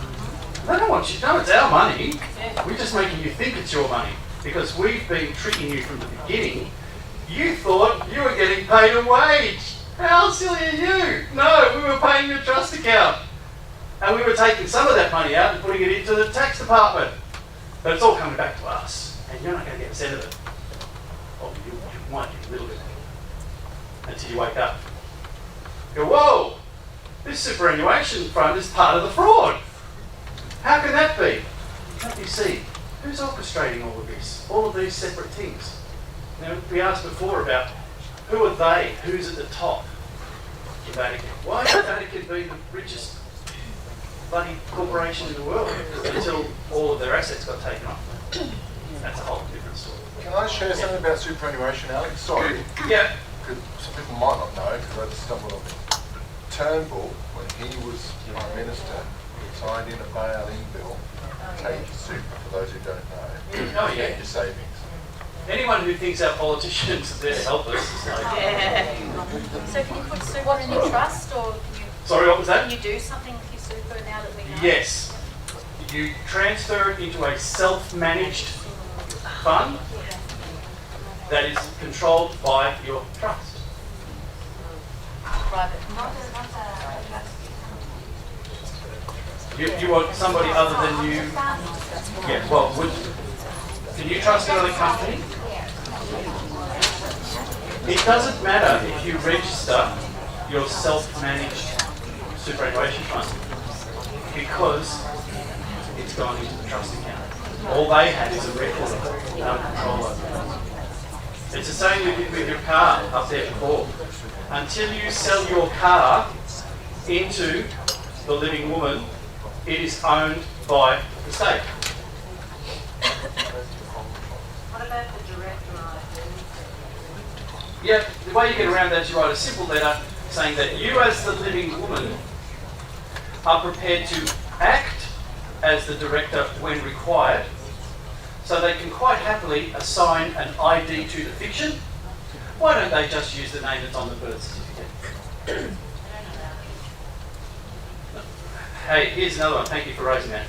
Never, ever, ever fill out one of their forms. Ever. Create your own document. Any. If I came to you with a form and said, here, fill this out, you say, no thanks, I'll create my own form, thank you very much. Why? Because I rule my kingdom and I don't take anybody else's forms. I create my own form. Now you might be able to use theirs as a template, but there's so many traps in it. You go, no, I'm not signing this. I'm not signing your form. Because your form says first name, second name, surname, date of birth, Mr. and Mrs. They give you a choice. If you've been pulled over for speeding and then they send you a document and they say, if you want to name the driver, fill out this. There's no option that says there was no driver. So I make one. say the property that you were referring to at the time, I believe, was in the possession of this living woman. Therefore, you need to contact them, because I can't tell you who was driving. I wasn't there. Okay, think about it. You're giving false witness if your husband was driving and you write it down. You weren't there. You've nominated him, but you don't know whether he was actually behind the wheel at that time. It's fraudulent. So you quite simply say, I don't know who was driving, but it was in the possession of the living man. Therefore, all of your inquiries need to go to the living man. And guess what? They can't. They can't do business with the living man. So you nullify them then and there. So well, I've just told you, even if it's a company car, That's an extra bit that comes. they'll threaten the company with like $3,000 fine for not nominating the driver. You say, well, here's my letter as a director of the company saying we've done all of our searching, and as far as we can ascertain, it was in the possession of this living man and was not being used for commerce or trade at the time. You fulfilled your obligations as a director, they can't find you. Can't find you. Sorry, can you go back over the director ID thing again? What they're trying to do is to trap you as the living woman or living man into being the director. Yep. All you have to do is refer to your affidavit, say, no, I'm the living man, I'm the living woman. I sometimes act as the director for this company. So if you want to assign an ID for the fiction, you're more than happy to do that, but you need to do it with the Registrar General, because he's the trustee of that account. You call it for what it is. Yep. Yeah? Cool. Alex, with your vehicle, putting it into your, or selling it to your living woman, etc. Yeah. If it's a company car, or if it's a car that's been purchased with a like for a business, can that be done? This is one of the problems. If you want to play in their playpen and register a car to a company, It was when it was bought. It was not when it was bought. It was bought because we needed the ABN to be able to get the loan for it at the time. So it was bought in that fashion. But you can sell it. The company yep, can sell the vehicle yep, to the living woman, to whoever it wants, yep. not to be used for business purposes. It's not used for business anyway. Yeah, but you just put it in writing. You've got to put it in writing. Okay. If you don't put it in writing, it doesn't exist. Yeah. If you don't put it in writing, there's nothing. If you put it in writing, they have to challenge it. Okay. Yeah. Alex, if you, just going back to the self-managed super fund quickly, if you haven't paid your tax in a year, Pay whose tax? the person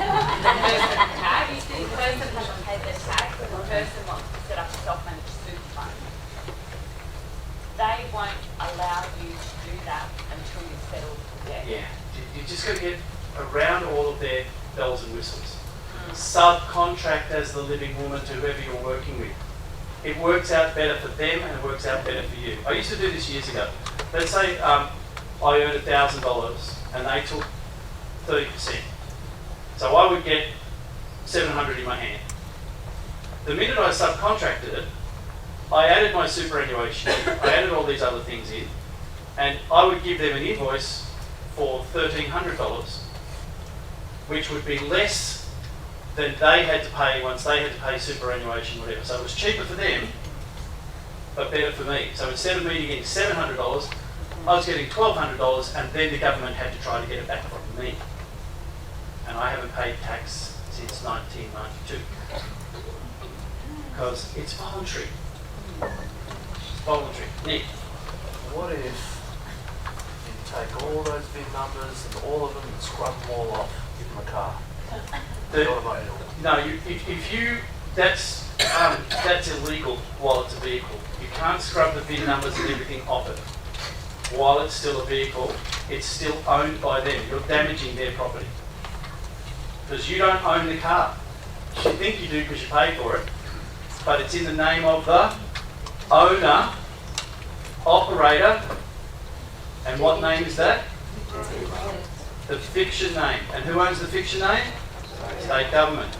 So you must sell it out of the public realm first into the private, then leave the bid number on it, because you might sell it back into the public realm to somebody else.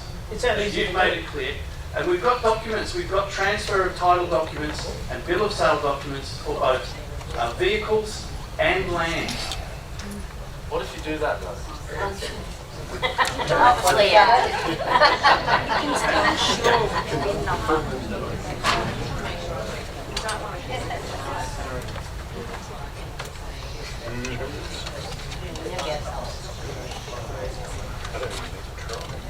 Okay, the question is, the first you need to have an affidavit to show that you're a living woman. Then you set up your own private trust account. Yep. Yes. Yes. Now you don't have to do anything I suggest. You don't have to do anything I talk about. You're welcome to stick with what you think works, or what does work, or whatever. I'm just giving you the opportunity to think outside the square, based on my own experiences and the research that I've done. Have you been arrested in jail? Yeah. That's how I got into this, because I got falsely accused of something, and the trial went forward, and I thought, you can't get jailed for something I've done. Wrong! Yeah, I know. Then I had to fight to get an appeal, which was upheld. I got released. I spent 8 months in jail, but I saw the crookedness of the system. That's why it happened to me. I saw the corruption firsthand. I witnessed it all firsthand. Finally, my appeal was upheld. I got released. I had to wait for another 12 months before a retrial, and in the retrial, I proved the person was lying. But 25 years later, I still have people defaming me because of the first trial. Rather than do their research, read the whole thing, read the transcript, go through it all, find out what really happened. No, we'd rather just keep accusing him of doing that. And that's a sad reflection on society. We all promote, you're innocent until proven guilty. Yeah, unless you're prejudged by people. You know? Is there a stamp duty on transferring land and properties into the private? Well, what do you think, George? It's your kingdom. It's your kingdom. Do you want to? Who's the stamp duty going to? Is there stamp duty on you selling the land into the private? Who pays the stamp duty? Yeah. And is the fictitious person, or is the living man bound to the government's? No. No? So if you want stamp duty for that, take it out of the trust account. It's got nothing to do with me. The land's now being owned by the living man. And by the way, you have no authority over the living man. The hierarchy goes God, soul, living man. What does living man do? Creates governments. What do governments do? They create legislation. And who does legislation relate to? Persons. Non-living entities. Yeah. The slaves. Coins. What about things like toll roads? Yeah, what about them? Never paid them. You tell me about toll roads, because I know nothing about them. Okay. If you have bought an e-tag, you've contracted. You have done it. Or your fiction has contracted. If you are just a living or man or woman, travelling as is your unalienable right on this land, which is not owned by the Australian government, they just offered administration. Why would you have to pay a toll for a road that's created with the money of the people? Cancel the contract, and then only travel as a living man. And whenever they send you, so can you show me the contract? And I'll pull up the office and say, no, that's expired. That's been severed, that contract, because I woke up to the fraud. Or let's throw it back on them. Prove that I have a contract with you. Happy to consider it. More than happy to consider it.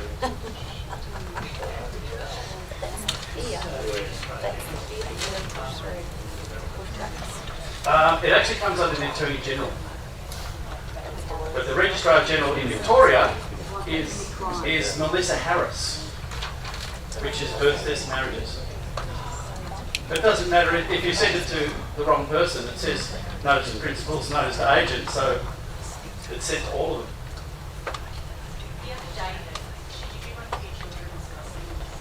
You can't do an affidavit for your children. Anyone know why? They're minors. You can't ask them to sign anything. Well, they can do their own at 18 or at 21. But they're covered under your affidavit. As Not, minors. no, as your property. Your creation, your property. You know, but what I'm saying is, unless when they become 18 and 21, they do their own. Yes, and they should. But they're still covered under yours anyway. Yeah, no, they're still covered.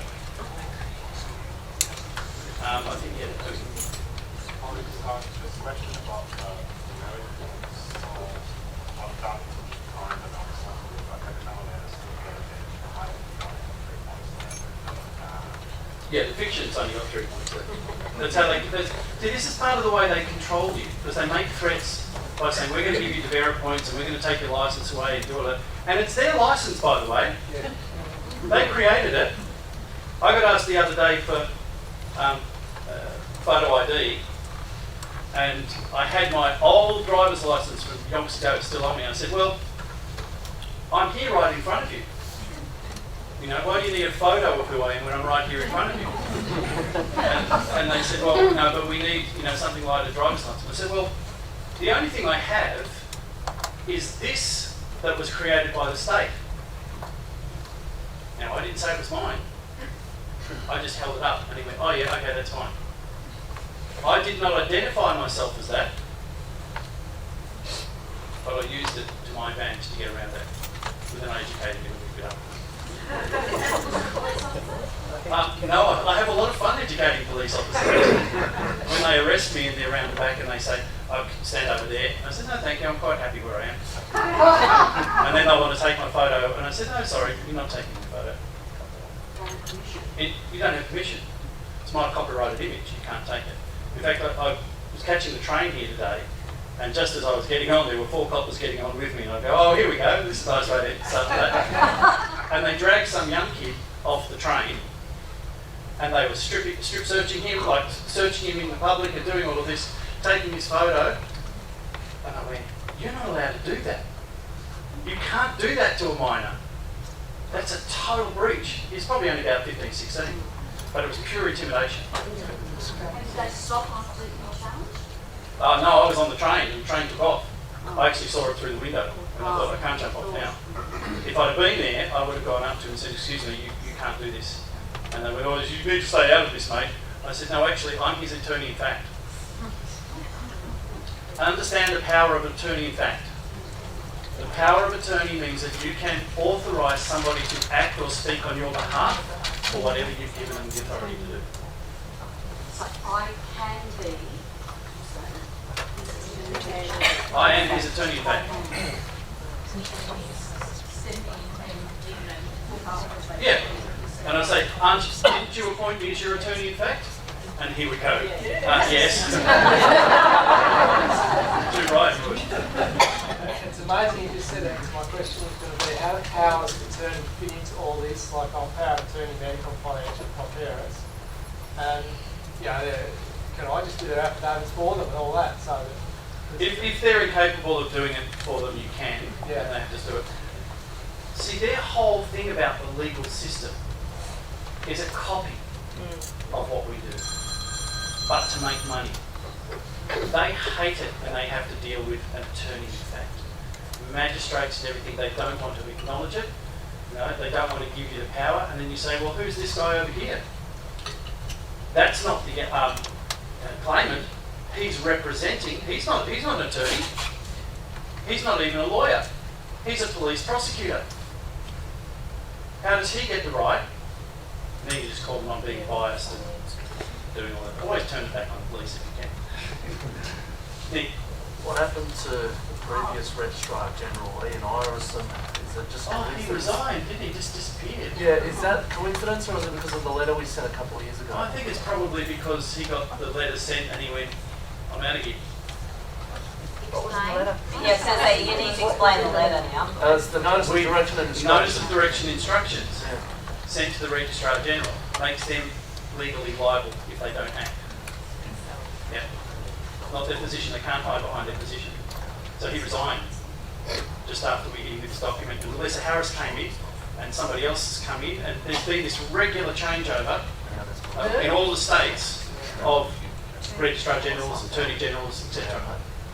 Because they're realising the game's up, they're getting exposed and they're being held accountable in the private.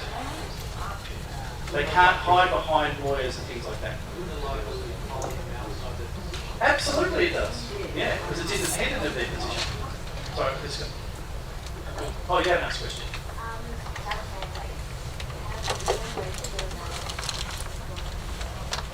Yep.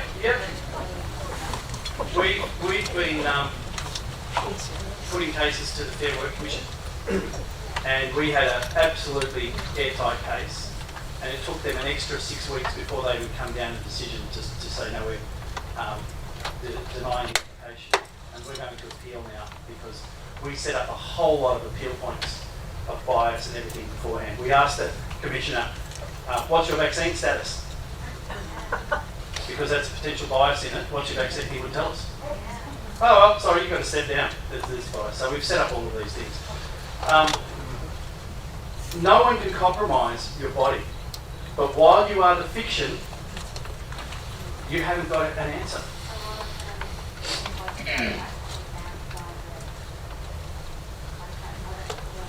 We talk about this stuff on Friday morning at 11 o'clock on a Zoom call. It's the same Zoom link that we have on Thursday night. And we've got lots of people who explain a lot of that stuff, how to deal with it, etc. You have to turn it back on the employer, not the company, the actual man or woman who's telling you have to do this, you have to do that. And one of the best tools that you've got, expose the fraud of the contract. Because the contract is with your fiction. So, say, okay, you want to play that way? Let's expose the whole fraud of your contract. Because you can't get out of that. No, their problem, not mine. And you see it, because when we did individuals, we led them into trap after trap after trap because they had no idea why we were asking them certain questions. And they said things that just dug a deep hole for themselves. Okay. If you have a business, if you're running a business, you're a sole trader, can you put that into your private trust? And then, if you can, how does that affect doing and paying things like work cover? Okay. You don't have to register a business if you operate under your own name. Did you know that? As a sole trader. ASEC will tell you. You don't have to register a business if you operate under your name. And if you use a trading Well, here's the thing. Do you know why that is? It's not that you don't have to. They can't have any authority over you if you operate under your own name. Simple as that. operating under his fictitious name. If you create a fictitious name, then you have to register it. Because it's a fiction and they control fictions. Now recently we had people who were being told by the COVID police that you have to do this, you have to do that. And I said, so it's really simple. You're a director of the company? They said, yeah. I said, write a letter as the director of the company saying that the business will not be trading during this period of COVID whatevers. And during that time, we allow the living man or the living woman to operate from the premises on whatever basis they want to for the purpose of subsistence. But how does that affect paying things like work cover? You don't pay work cover. So you just run the business as your name, as your sole trading name? Yeah, well if you were running a cookie baking stuff down the local market, would you want to pay work cover? But I'm talking about if you've got multiple employees. Yeah. Subcontract them. Yeah, Here's the thing. living men and women are protected by the natural law. If you do harm, you're accountable. If you cause loss, you're accountable. But see, under the legal system, they don't get a slice of any of that money. So they've duplicated it. Who pays car registration TAC? How much is it? I haven't paid it.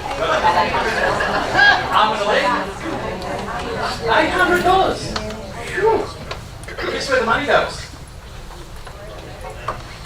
Well, eventually, but where does it go first? Ukraine. The pockets of lawyers. That's why they created it. Because if there's an accident, they get represented by who? And they stretch it out, and they siphon all the money out of the funds that are being paid by the people. But guess what? You've got the right to make a claim against any other living man or woman if you've hurt them or protect them. I can tell you what it does. When you don't pay those insurances, you drive better. You make sure you don't hit somebody else. You become responsible. Okay? But if you think, oh, well, my insurance will take care of it, you're not being responsible from the beginning. And this whole process is about looking at yourself and saying, you know what? I'm at that point in my life where, as the king of my kingdom, I want to be fully responsible for what I say and for what I do. Makes you a better person. Really does. Just back to what you were saying before about the affidavit and kids. You have to need both mum and dad to sign the affidavit for the kids, is that right? Do you need both the mum and dad to sign an affidavit for the children? Yeah, so you said more than that. Your affidavit, right? So Okay. Let's say you've separated and your partner is still caught up in the corporate scare tactic world and doesn't want to be a part of it. The kids are your biological creations, and she cannot do anything without the permission that you give. You are co-creators. If you're taking out of the public, you need signature of both? No. Because they're your property. Those as well. Okay, yeah, but once you take them, see, she's taking ownership of the fiction. You're taking ownership of the living. Okay, so you've always got the upper hand. I know a lot about it. Going through it.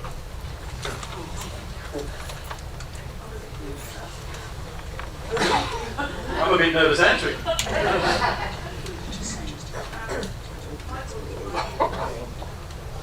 Yep. Yep.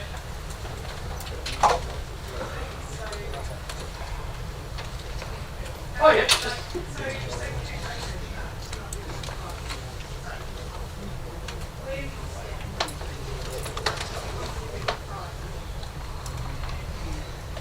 Yeah. So what do you do if you want to? What if you do if you want to borrow money from the bank and you're living in private? How do you deal with it? You've got to call this. There becomes a point where it becomes uncomfortable, where it's not easy anymore to stand up for your rights, because it's so easy to go to the bank and buy into the fraud. But if you buy into it, you buy into all the crap that goes with it. What you do is you go to the bank and you say, I, as the living man or the living woman, wish to borrow $400,000. I'll have it in cash, thank you.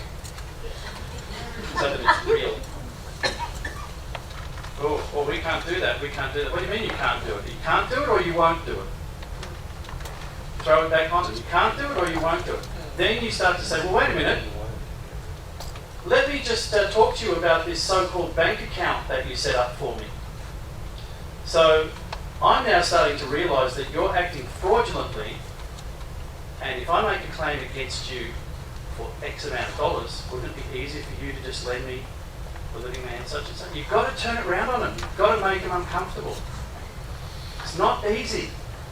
Walking this path is not easy, but it is so rewardable because it affects everything else you do. When you become empowered against these monsters, who are playing a role, by the way, when you become empowered against that, you become empowered about everything. Personal relationships, interpersonal relationships, you name it, you change as a person.